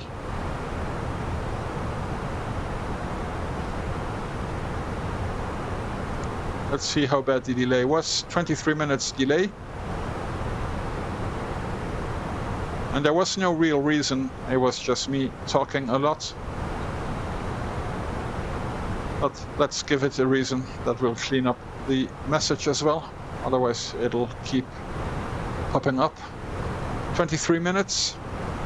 And reason is other, so the code for that.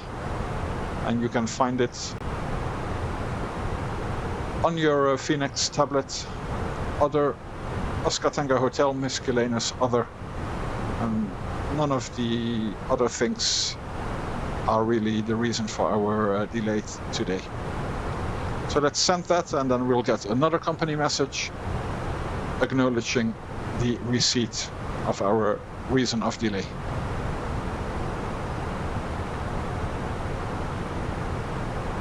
AOC menu, backups, ADC received, return. And like this, our notification display here is nice and clean.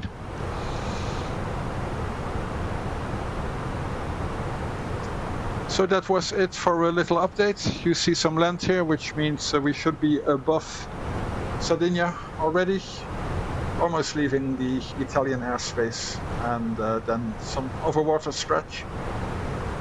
What we could do is calculate our point of return. Should something be here en route, from which point exactly would we decide to continue to Mahon, for example?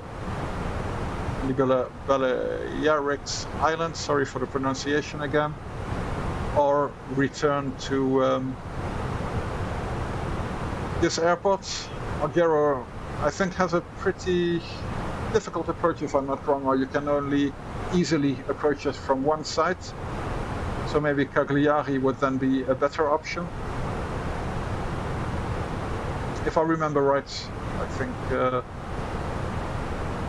can only approach it from one side due to a mountain, but I might be mistaking it with another airport. Not sure. So if we'd be doing our job even better, we calculate the point of the middle, basically, of Mahon and Cagliari to see from where on we decide to continue to Mahon or to return to Sardinia. Just to make it easier now,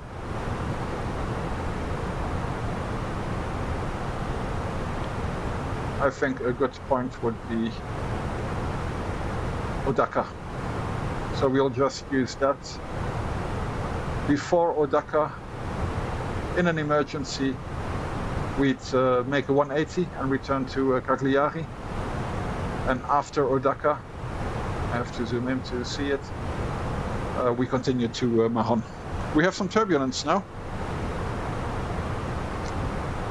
Or it looked like we had some turbulence. I saw some movements, but nothing bad. Yeah, there you see it. Some wind shifts.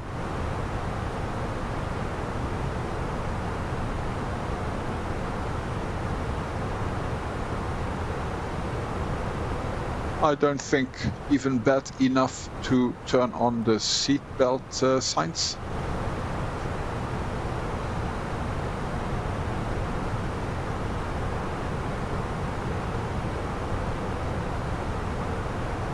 So that's for this en route update. If anything else interesting happens en route, I will be back. I'll definitely be back for the approach briefing into Casablanca, but for now I'll pause the recording a bit and see you in a bit. For you it will be in a couple of seconds.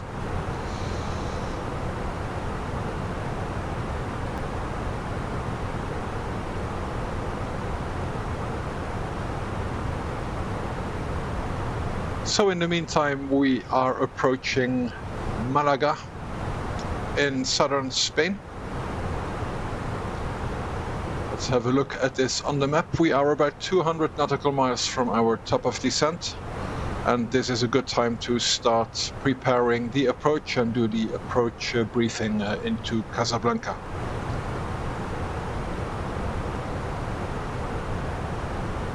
So looking at our flight, this is Malaga VOR, and here you have the airport of Malaga, which we will be overflying at the VOR, which we are approaching and overflying in 8 nautical miles, which is less than a minute from now. We'll turn left and fly towards Pimos and Galto, where we will enter the Moroccan airspace.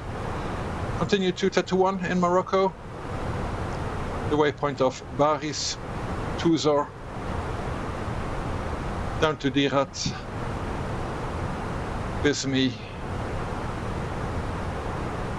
Ben Sliman,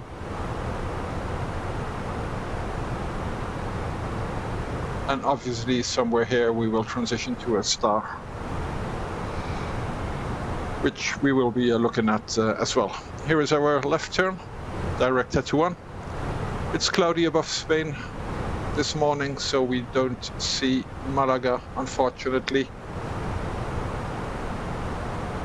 But that's part of flying high altitudes.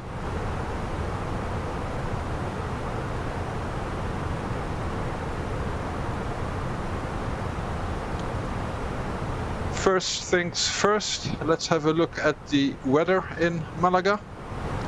I'll use this EFB for here, so we don't have to change screens on that one.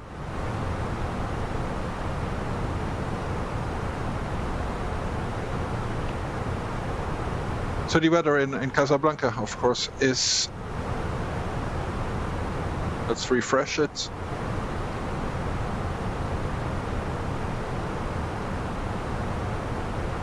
So some scattered clouds at 1,300 feet, sorry, with thunderstorms, broken clouds at 2,000 feet, 17 degrees, and the QNH is 1010. We were expecting runway 17 right with the wind of 250 at 15. That will give us some crosswind elements, but I think 17 right is still the active runway. I'll just confirm this on flight radar. As we are flying on VATSIM, there doesn't seem to be any ATC in Casablanca today. I'm sure tomorrow for that VATSIM event there will be.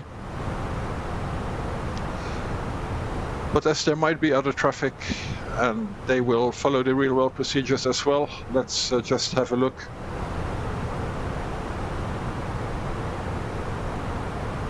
What the real world does and if indeed runway 17 right is still in use. And it is.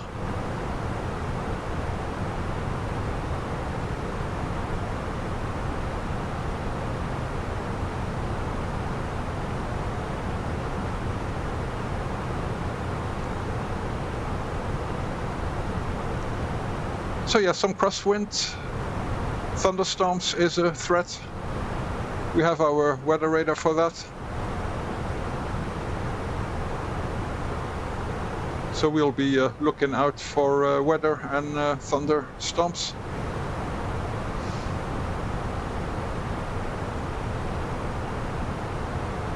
I'll tell the first officer that he has control.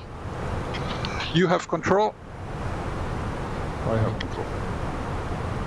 And now we can concentrate ourselves on preparing the approach into Malaga. At the same time, we'll do our briefing. Are you ready for the arrival briefing?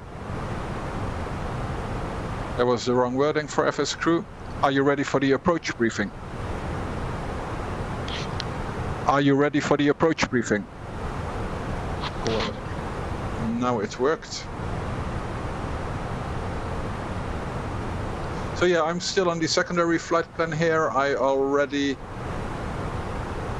gave myself an arrival into Rabat in case Rabat is very close by, as you can see from Casablanca, in case we have to go around and we decide to divert to Rabat.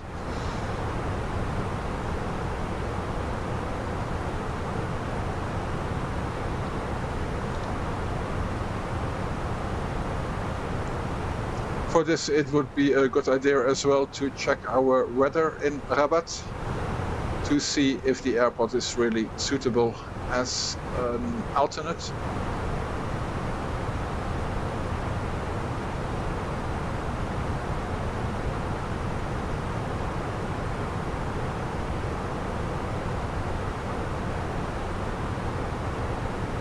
But the main threat for a possible diversion, or the main reason for a possible diversion, the biggest chance why we would need to divert are thunderstorms.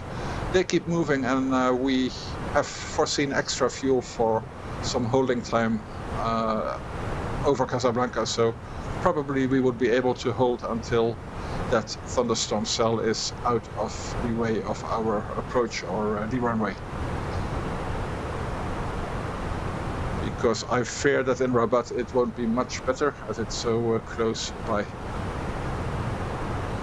Yeah, kind of the same weather, less visibility either. It's worse in Rabat actually than in Casablanca. So Casablanca is not our preferred alternate anymore.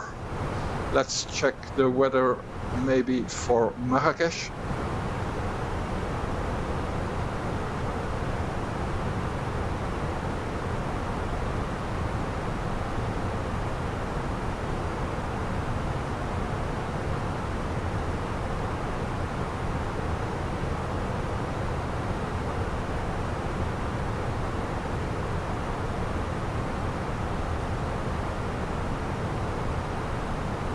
Marrakesh is slightly better.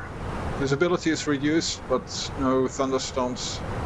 Few clouds at 1,000, broken 1,600. That looks more sensible to me as an alternate. We could also consider Agadir, which is further south and probably even better. But Marrakesh is further away than Rabat, and yeah, Agadir even further away than that. So we really would have to need to look into our fuel if we choose any of them. So the weather, let's consider it marginal for Casablanca. It will be an ILS approach. It will be our final sector for today. I will not do any other flights. The next flight will be tomorrow from Casablanca into the VATSIM event in Marrakesh and back. The runway, let's put it as wet, because with storm cells in the area there may have been showers. So the threat definitely is the weather today in Casablanca.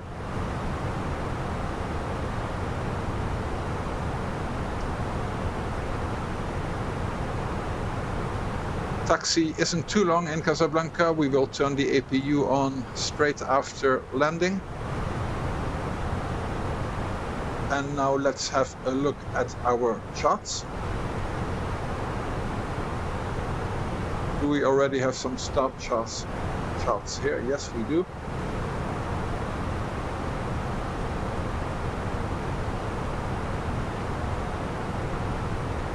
Our arrival is the 204 Alpha arrival. So we fly to Tuzor, which is the last waypoint of our flight plan. Let's go to our primary flight plan again. Tuzor, from Tuzor we fly to Dirat, which is about 32 miles. 33. It's 32.8, so it says 33 here, that's fine. From Dirat to Bizmi, that's correct as well, 27 miles. And a track of 225, here it says 226, that's within the limit of 1, so there is no problem. And from Bizmi to Ben Sliman.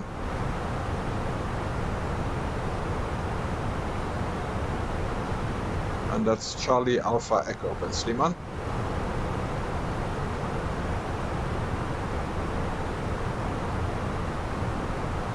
And then we have the flight plan discontinuity and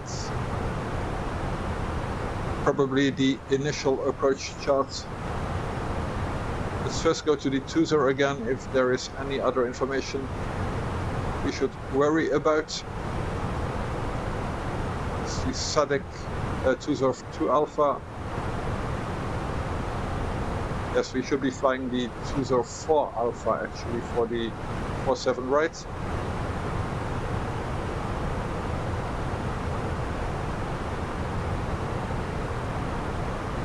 But what I've just said is the Tuzor 4 Alpha, so that's good. And our flight plan as well has Tuzor 4 Alpha, so no issues there.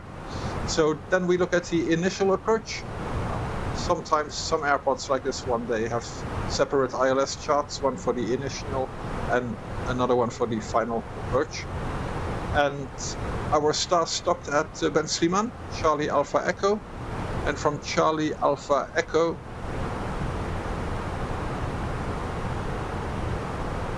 the initial approach continues.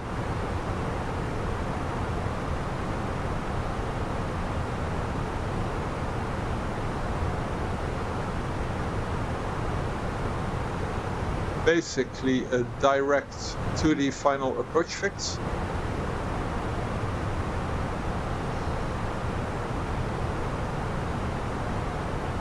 Let's see if we have any vias here.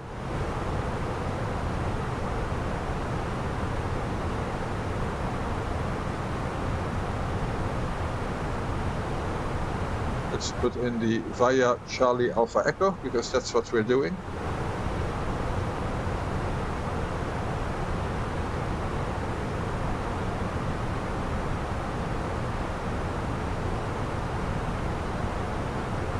And yeah, that gave me the waypoints I was missing.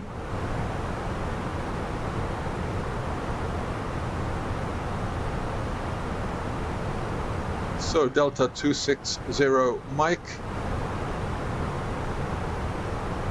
and this will be the Delta 260 uniform. And from there,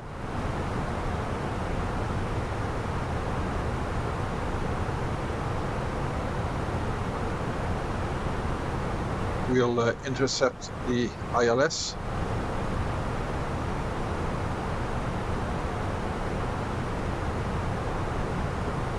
So yeah, everything is well connected now. So we are set up for the approach. Let's just look on our plan page if everything looks sensible.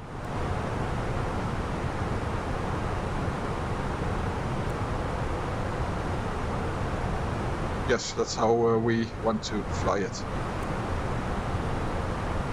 Perfect. So that's the initial approach shot. Let's look for another or other information. For briefing, strip information and notes, see the final approach shot. We will see that in a minute. MSA 3,300, 3,800. We'll keep it simple and treat 4,000 feet as our minimum safe altitude. So outside of our star and a final approach course, we will not, initial and final approach course, outside of that we will not be below 4,000 feet. So any deviation from this, we will climb to 4,000 feet.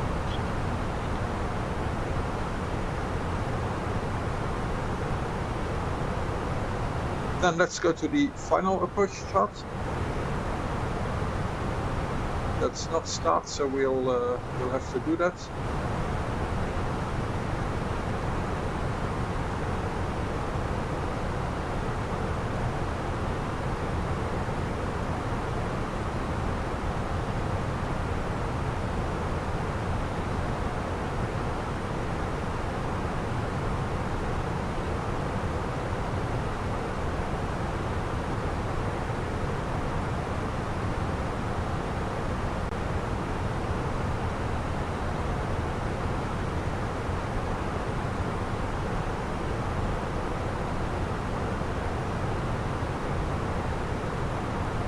Yeah, if in doubt, I always take the Zulu approach. Let's do that as well now. In case of a go-around, we will climb straight ahead to Barashid, then turn right to intercept a 273 radial from this Barashid. And then proceed to Birvo, which is on that radial.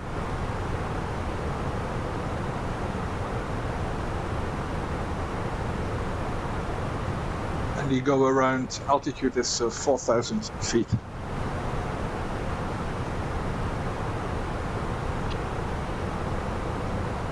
Transition altitude 4,000 feet, transition level by ATC. We don't have ATC. We'll consider transition level 50 for now. Airport elevation is 650 feet.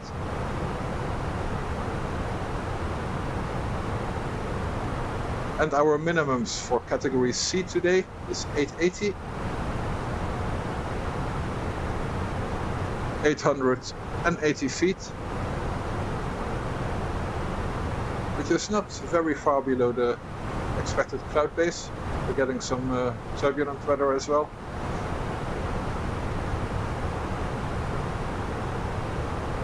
And 880 feet is 242 feet above ground.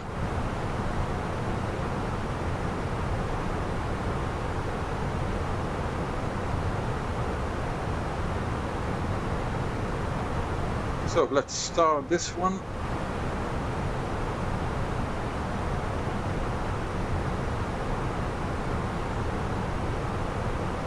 And unstar the other ones. I don't know why they were starred, why they wanted us to fly a non-precision approach. Did we miss something in the NOTAMs or something that the ILS is not functional? It probably will be functional here on the flight simulator. But yes, for more realism, we should look at that as well.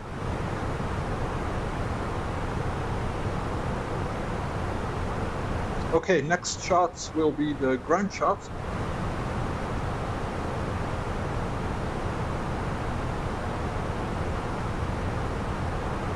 There is no taxi chart. I'll just star the parking chart as well. But first the ground chart. We'll be landing at 17 right. Nice long runway. And we expect to leave by Whiskey 2, which is kind of the last quarter, the last third of the runway. We'll keep that in mind for our performance calculation. We'll exit via Whiskey 2, cross runway 17 left, Romeo, then maybe left on Tango 2,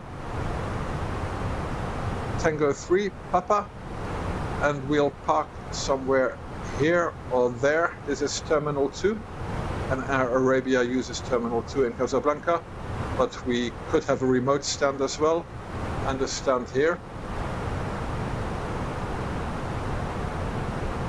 So let's prepare for any stand there. So that gives us an idea of the arrival route, of the arrival taxi route. So we said we'd come in via Papa, and looking at the stands, this is Terminal 2, but it can be a remote stand as well. Yeah, let's do Echo 11 for a change. Remote stand. Sounds pretty low cost to me. And 11 is one of my lucky numbers. So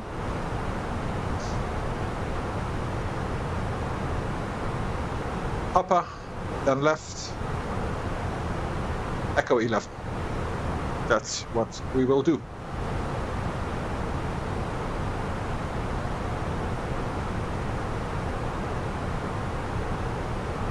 So then we will do the performance calculation.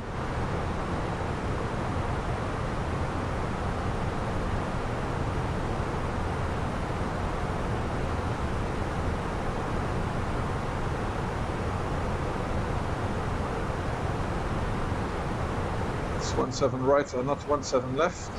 Let's put that good because the runway might be wet, so I don't want to put dry. We apply the METAR, gives us the latest weather. We need our landing weight. Airbus already reminds me to input the destination data, but let's first have a look at the landing weight. Our zero fuel weight is 56.2 tons. We expect 4.6 tons of fuel at landing. That means that our landing weight is 60.8 tons. That goes in here. Let's see what low auto brake and idle reverse gives us. Manual landing, flap 3 is preferred, and that gives us plenty of room to vacate via, what was it, Alpha 7, the first high speed taxiway on the left.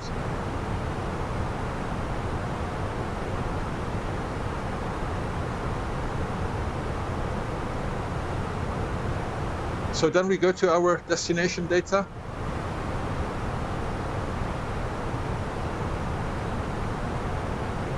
We have our QNH here, 1010.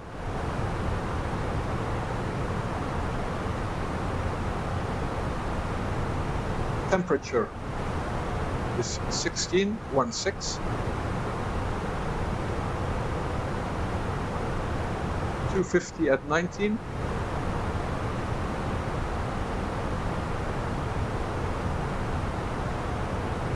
For the wind, it is variable.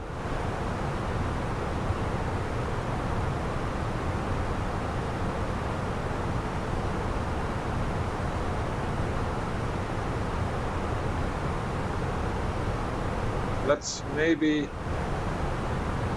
put 290 at 19, because that would be the worst wind, and we always should prepare for the worst case scenario. Our minimums, as seen on the chart before, are 880 feet barrow. We'll do a config 3 landing, and we'll do a landing flap 3 configuration on here as well.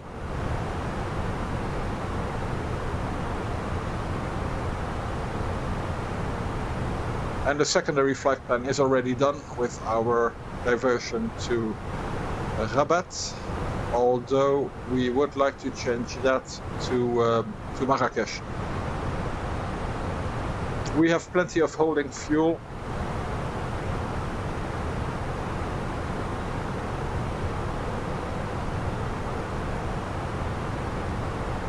We probably don't need to divert, but let's keep in mind that if in the holding for a second try, after the thunderstorm has passed, we will update our secondary flight plan for Marrakesh, because we wouldn't want to try Rabat as a first alternate and then go around again once more there.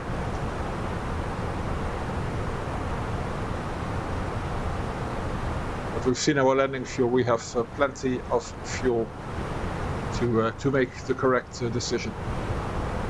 And that, for me, concludes the arrival or the approach briefing. So let's ask him if everything is clear for him. Any questions? No questions. Perfect.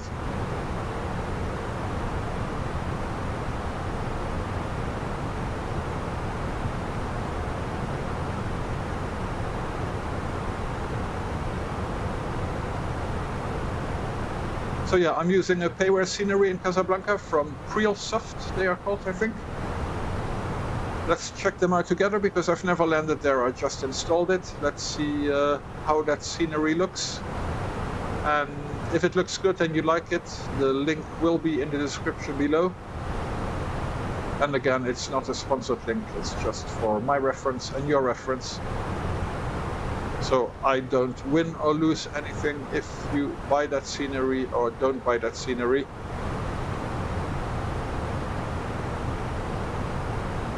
But I like to have a nice scenery for airports.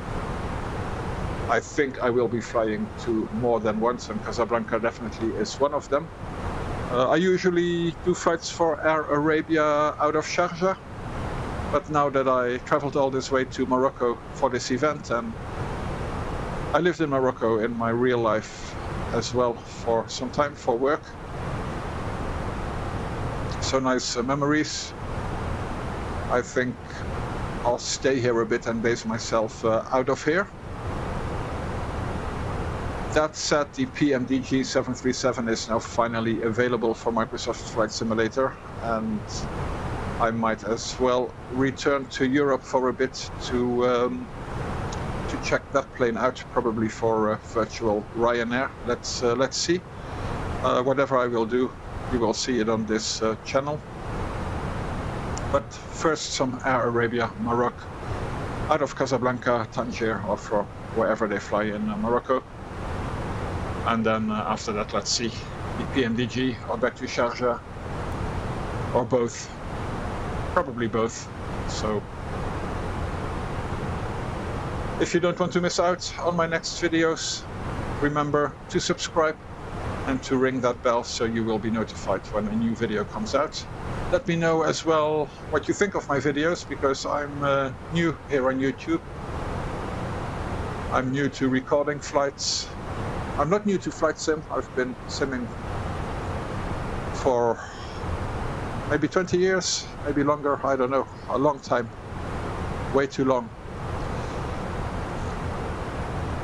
But let me know what you think of the videos, what you like, what you don't like, what you would like me to do next. I have some more ideas, but it'd be helpful to know as well what you would like to see.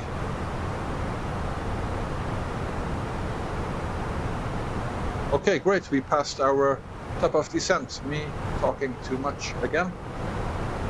So let's just pretend ATC kept us up, and now we have to catch our VNAV path again. I don't think we passed it for long. I will refrain from using the speed brakes for now.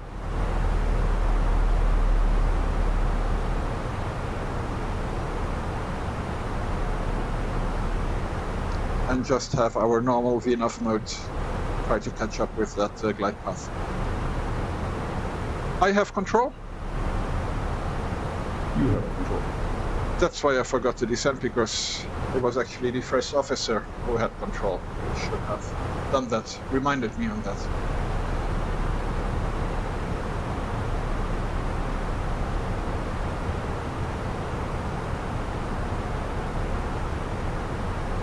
No ATC in Morocco today, at least not for now.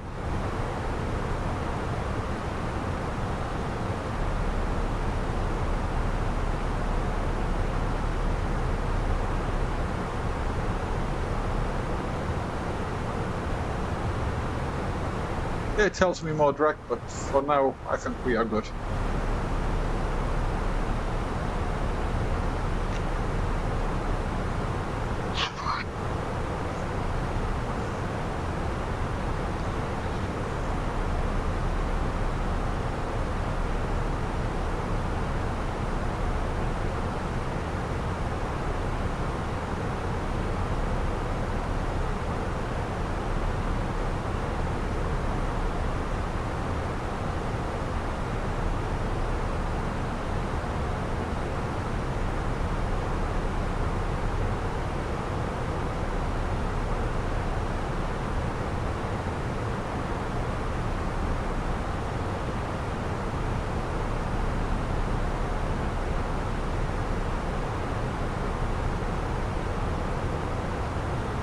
$75 track miles, if I see correctly, to Casablanca. And we are at 30,000 feet. So we would need ideally 90 track miles. So we are high on profile, but that wasn't a secret.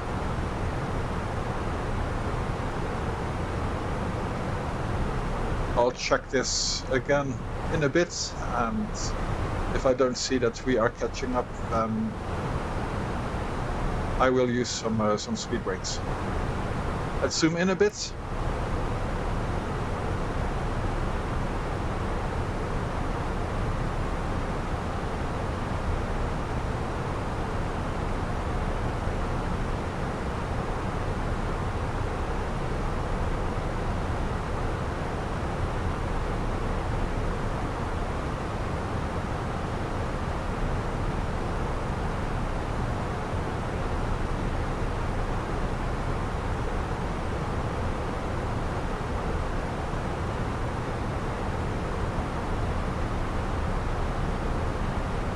Right now, at present position, the weather doesn't look too bad. Ladies and gentlemen, we will shortly be landing. Please ensure the cabin bag is safely stowed on the laptop inside. Tray tables must be stowed, armrests down, window blinds. I forgot the chrono on takeoff.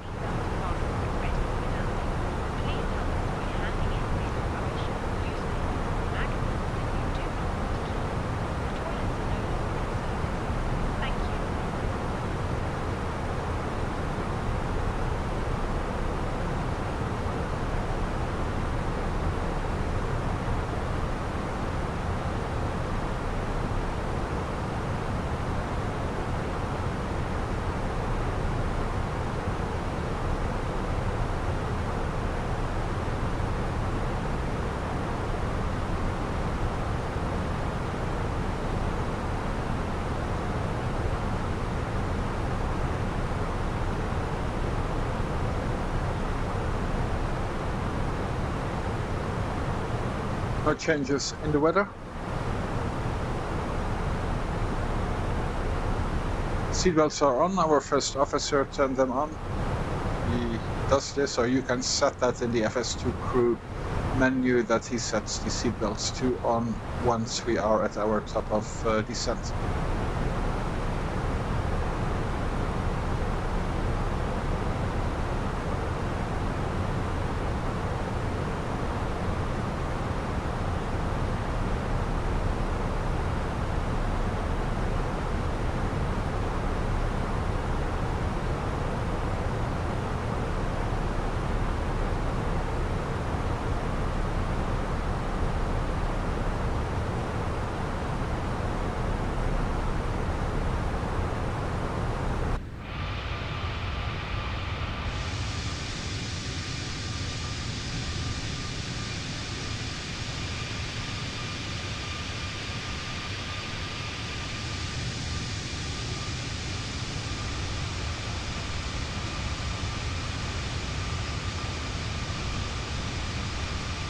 $1,000 to go.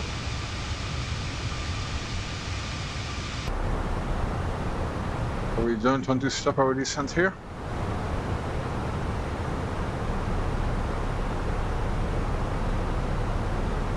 Let's put it on platform altitude already, which is 2,300.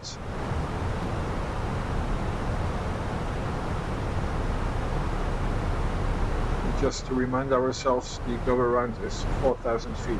Climb straight ahead to November Sierra Romeo, turn right, intercept the 0903 from this NDB, and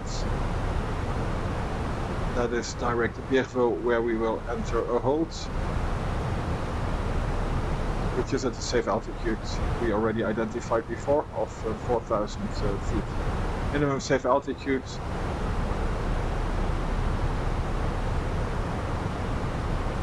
here says 3,000 feet.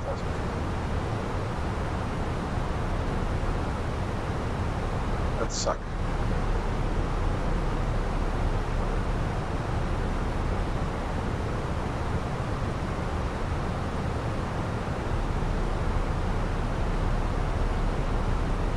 It's a 3 degrees glide slope. No issues there. Everything pretty straightforward and standard here in Casablanca.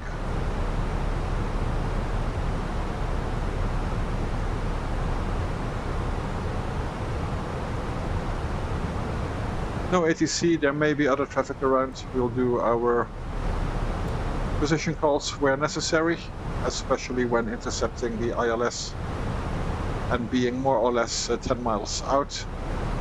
If I doubt that there is any traffic on the field, I would do another call on short final just to be sure.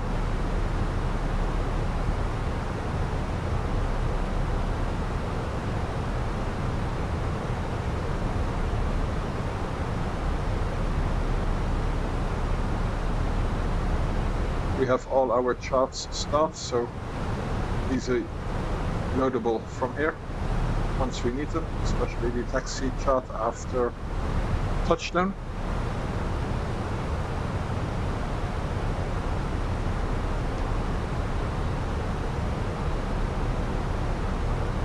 Our scheduled time of arrival 1450 Zulu or 1550 local, and we might actually make that despite our late departure out of Istanbul.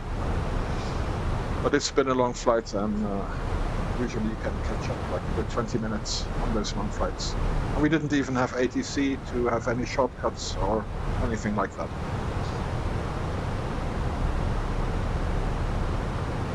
So far the flight went pretty well. And from all my recorded flights so far, I think that's the first time I've said that, but it's not over yet, the flight. The critical phase of approach and landing is still in front of us, and let's see how well that will go.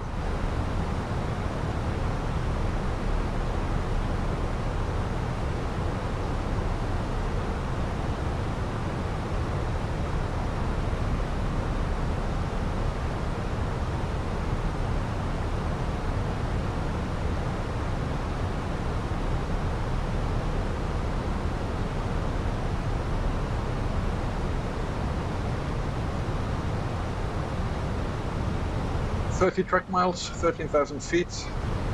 We better use some spoilers now, so we don't regret not having used them later.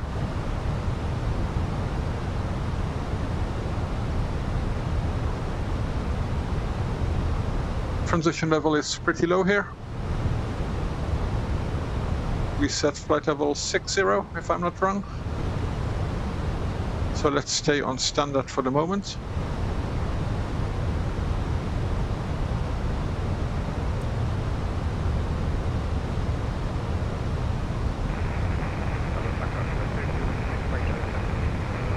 I think that's a traffic in, on, or around Casablanca. So yeah, we'll definitely do some call outs once we get closer.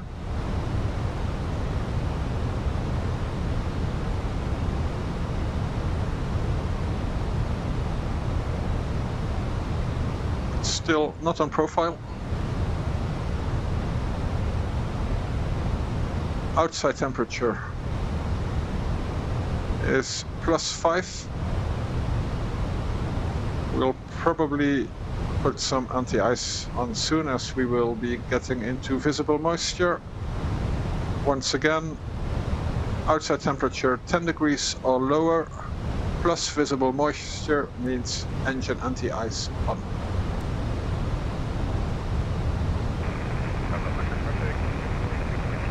Seven degrees now.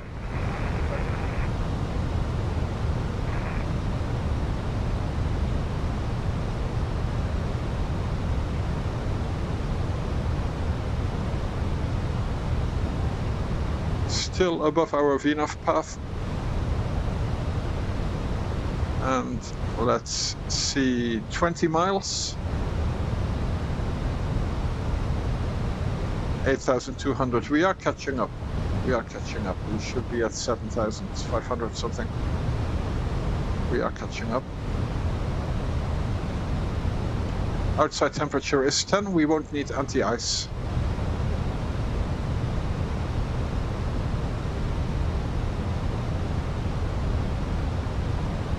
We already have our ILS identifier here, India Charlie Alpha Sierra, so that looks all good. We are pretty close. I'd love to be on that VNAV path now. I already regret not having used the spoilers earlier.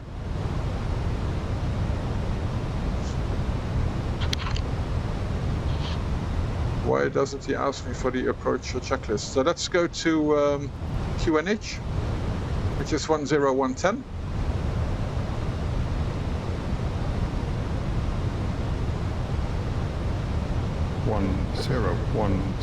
Set passing 4,400.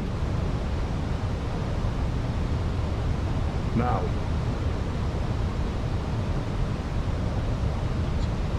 Approach checklist. Follow ref. 1010 set. 1010 set. Seatbelts. On. Minimum. What did we set as minimum? We are on our path now, which is great.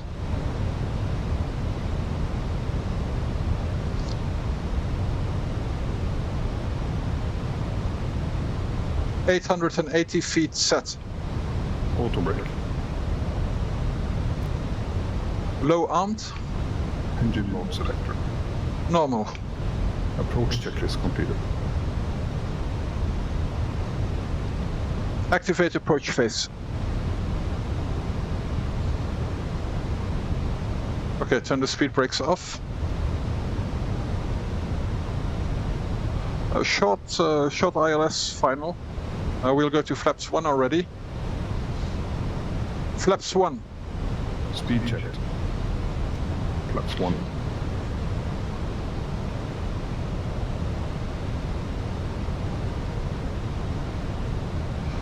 And we'll do our VATSIM call for any potential traffic. Casablanca traffic, Arabia Maroc 438, intercepting the ILS runway 17 right on a 9-mile final. Casablanca traffic.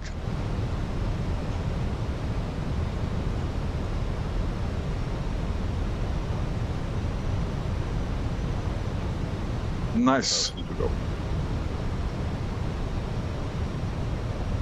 Okay, 8 miles out, we can go to flaps 2. Flaps 2. Flaps 2. Speed checked. Flaps 2. Sorry for shouting into the microphone, but that's the only way to get his attention. Okay, approach.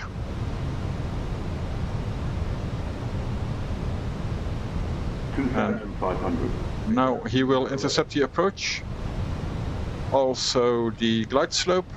Radar altimeter alive, as we can see here. Checked. Traffic Ewing 6 Mike Juliet vacated, runway 35 left via Whiskey 1. Why are they now landing on 3.5? What does the rear wheel do?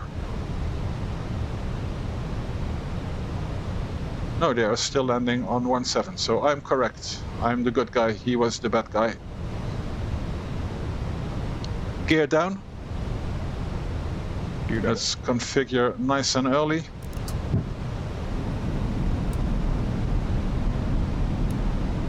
Cabin crew be seated for level.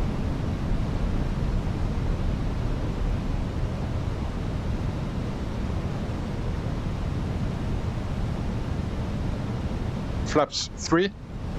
Speed checked. Flaps 3.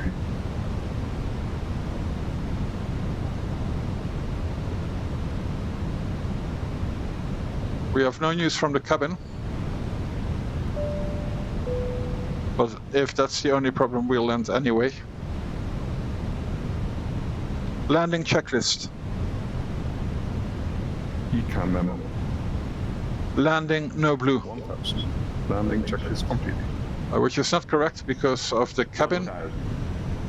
But Cabin no. must now be seated. Okay. Now it's landing no blue. It's correct. Wipers on.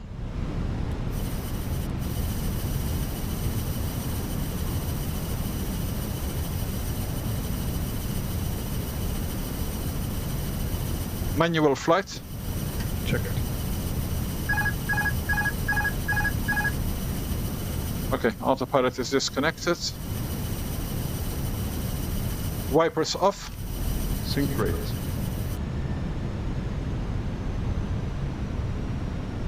Yeah, we are low on profile. 400.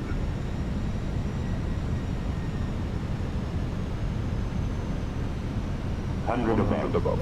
We have that crosswind, don't forget. 300. Minimums. Minimum. Continue. Check it.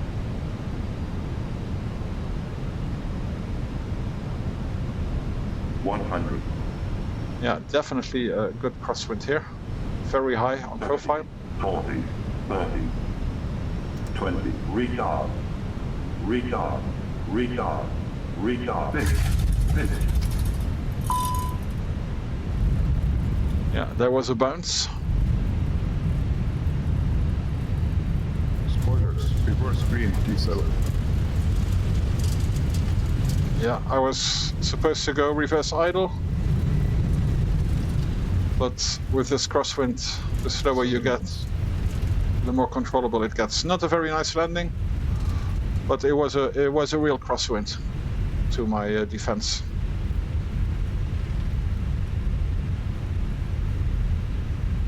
Yeah, there was a bounce.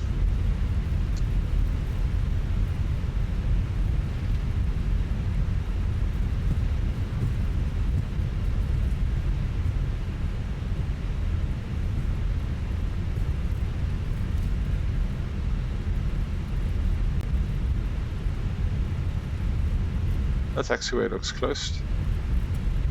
And this is a payway scenery. Maybe we are on a wrong taxiway or something.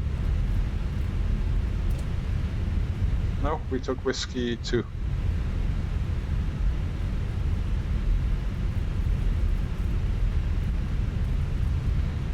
So yeah, that's not a good first impression.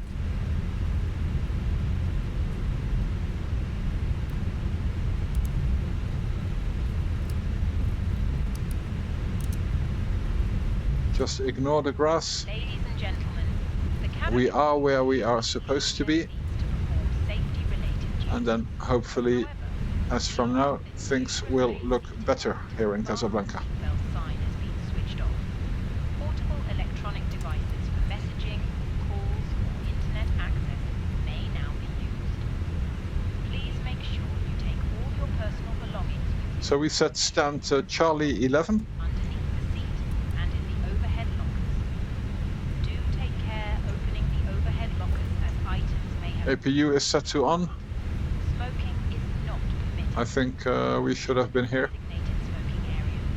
On behalf of the captain and the crew, We're it's been our pleasure looking after you today. Our ground crew will help you complete your journey. okay. We said we'd go left onto Tango 2, so let's do that. We have real taxiways again. So yeah, for Casablanca there was an Aerosoft scenery, and there was this one. The Aerosoft one did not have very good reviews, so I chose this one, but this one isn't perfect either. Or maybe it's an installation issue. Taxiway, yes, that's a good reminder in case somebody tries to take off from here. And once again, we regional airlines. We are planning on stand Echo 11. Let's see if my GSX profile works for this scenery.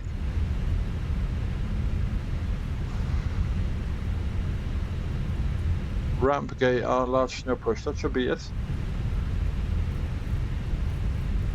And yeah, I think in Morocco there is only this Royal Air Maroc. They control everything there. I'm not sure about what I'm saying. I'm just saying this. Quebec, that's not it. We continue to Papa. But here's Quebec. The scenery is installed, so it's not the problem that the scenery wasn't installed. It is installed. You can see that here.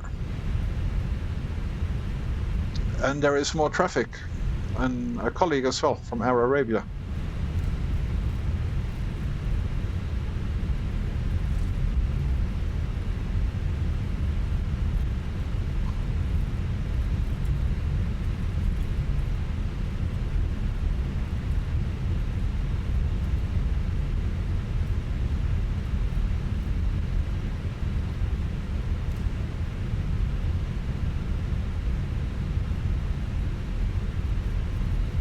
Another airplane there, looks like a Euro Wings. I think that's the plane, because that had a German accent, the plane we just heard before landing, and who came in from the wrong side, according to flight radar. And I think he's on Echo 11 where I want to park. That's an annoying Euro Wings. Okay, let's go right here. This is Papa. After landing checklist. Radar and predictive wind shear system. Off. After landing checklist completed. Here's CD parking stands. We are here on Papa. Echo 11 is the second stand.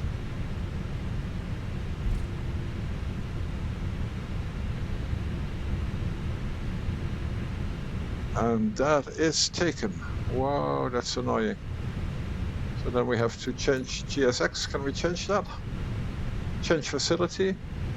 And then let's take, go a bit out there, Echo 8.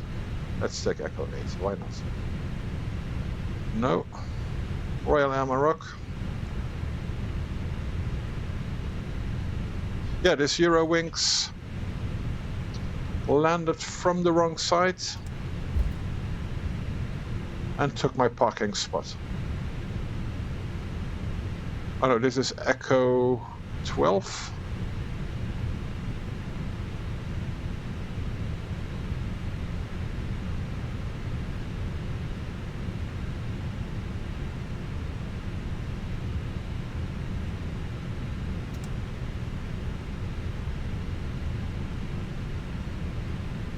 This is Echo 11.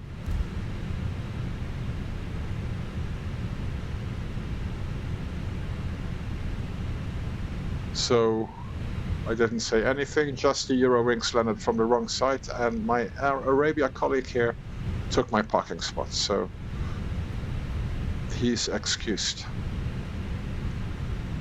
And him as well, because he's not on my parking spot. Shutdown engine 2. I'll do the last little bit with one engine. Saves fuel. APU is available. You can turn the APU bleed on as well. And then Echo 8 is this one. Self-maneuvering stand. We won't need pushback when we get out of here. But again, I will not get out of here at this moment. Or today. And then I think we have to do this left turn here. Might as well slow down a bit more.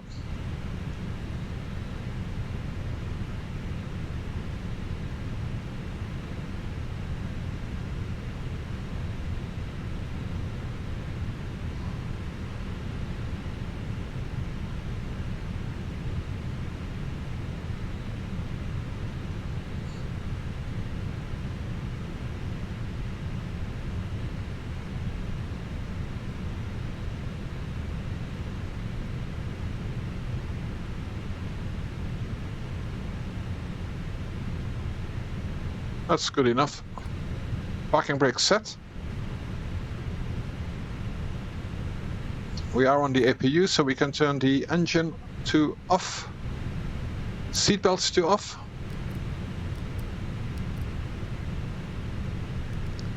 We wait for our engines to go, or one engine, the other one is off already below 20.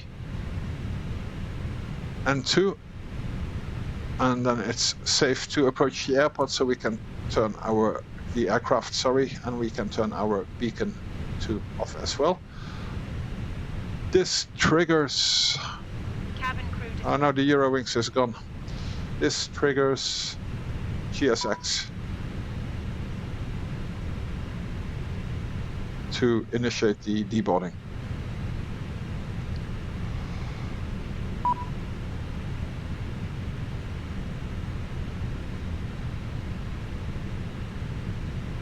Yeah, the cargo doors open by themselves. I think it's GSX or the Phoenix doing that, I'm not sure.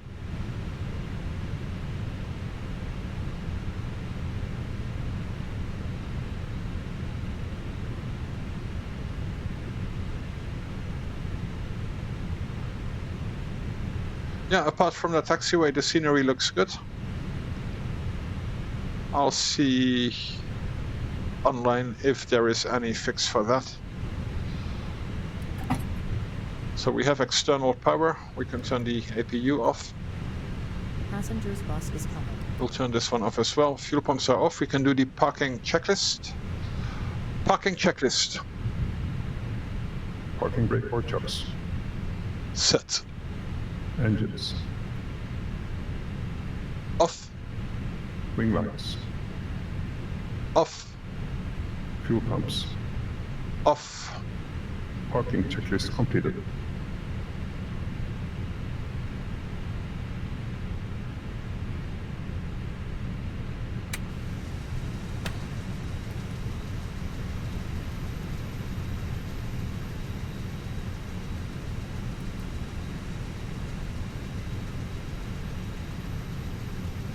Okay, at least we arrived on time. Set the squawk to 2000.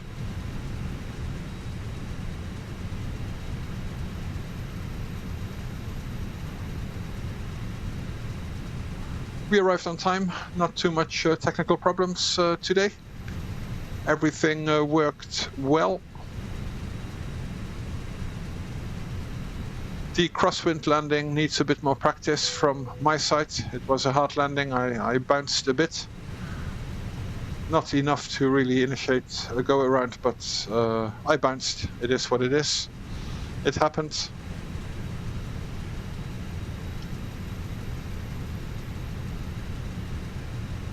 So I'm looking at my Pegasus, which is the connection with the virtual airline through VATSIM, and it records all the flights. My landing rate was 300 feet per minute. And then I bounced and touched back at minus 59 feet per minute, which is 1.15 G.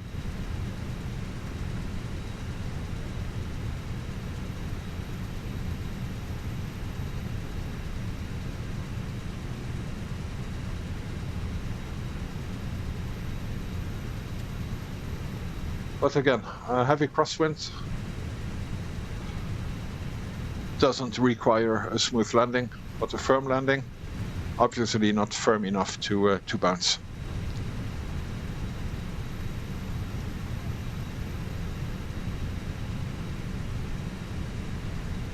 Passengers are deboarding.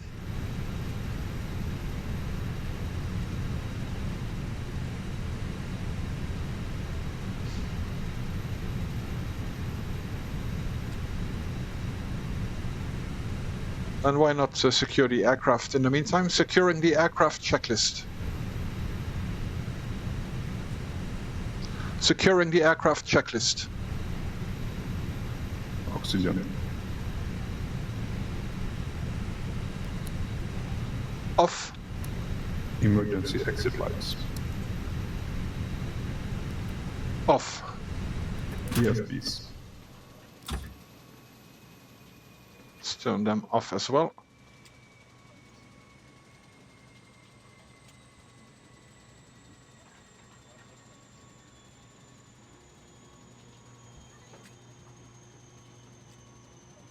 If they want to be turned off.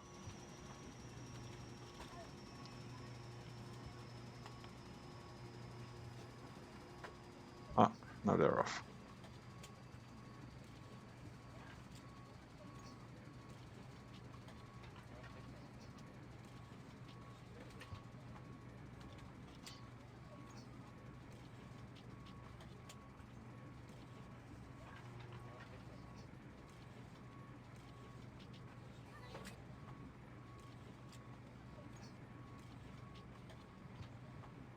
Yeah, let him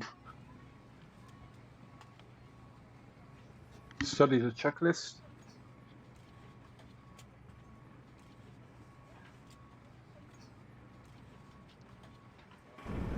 And we'll get up and see what's going on back here.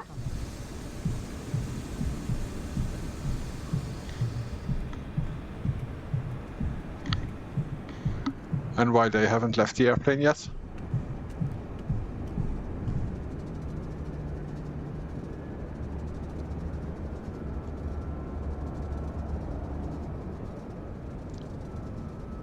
Let's get out here.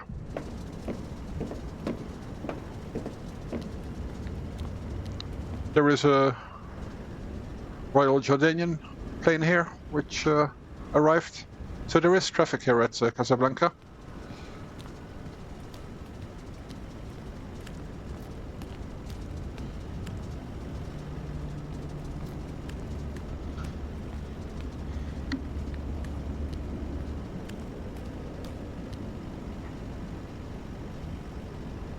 And here's the plane we just flew from Istanbul all the way down here to Casablanca. Nicely parked.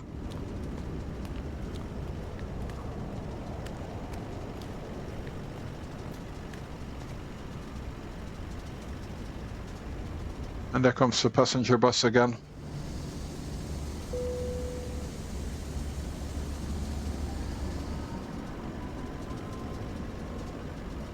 So yeah, GSX still has its flaws after the last update. But yeah, it's nice to have these passengers on board, see them boarding and deboarding, get on the passenger bus. It makes your sim alive. So yeah, I'm complaining all the time, but I also use it all the time.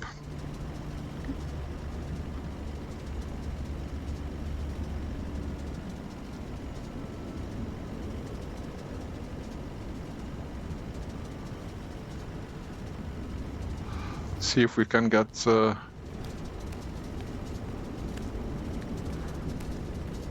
in the bus. Probably not.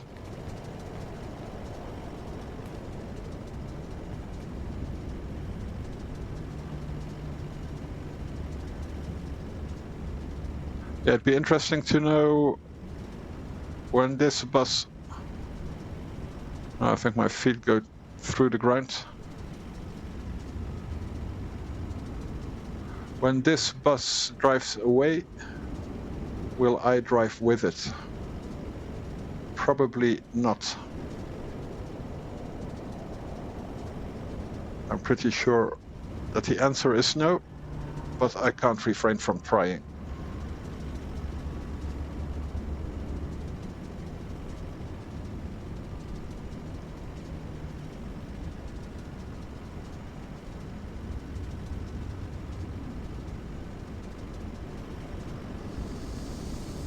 Yeah, doors closed, suspense, deboarding completed. No, the bus goes, but I stay here. Okay. I don't belong in buses anyway.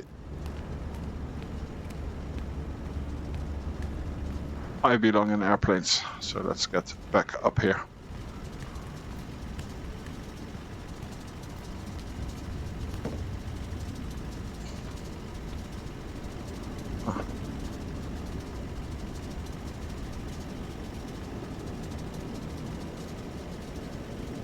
It doesn't let me go up. Never mind, I think this was it for today. Thank you very much everybody for watching. Next video upload will be me flying into the very, very busy VATSIM event tomorrow, 28th of December, which is tomorrow on the date that I'm recording this video. I'm sure that will be a lot of fun. If you don't want to miss that upload, please subscribe, ring the bell, so you will be notified of the next video. And let me know what you think in the comments.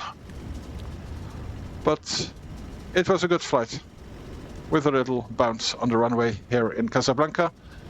And the scenery isn't as good as I hoped it would be. Well, here everything looks good, but that taxiway was a bit awkward. Enjoy the rest of the day, whatever you're doing, and whatever time it is where you are right now and when you are watching this. A nice rainbow. This looks like some thunderstorm. And see you next time for the next flight on Romeo Mike Aviation. Thank you.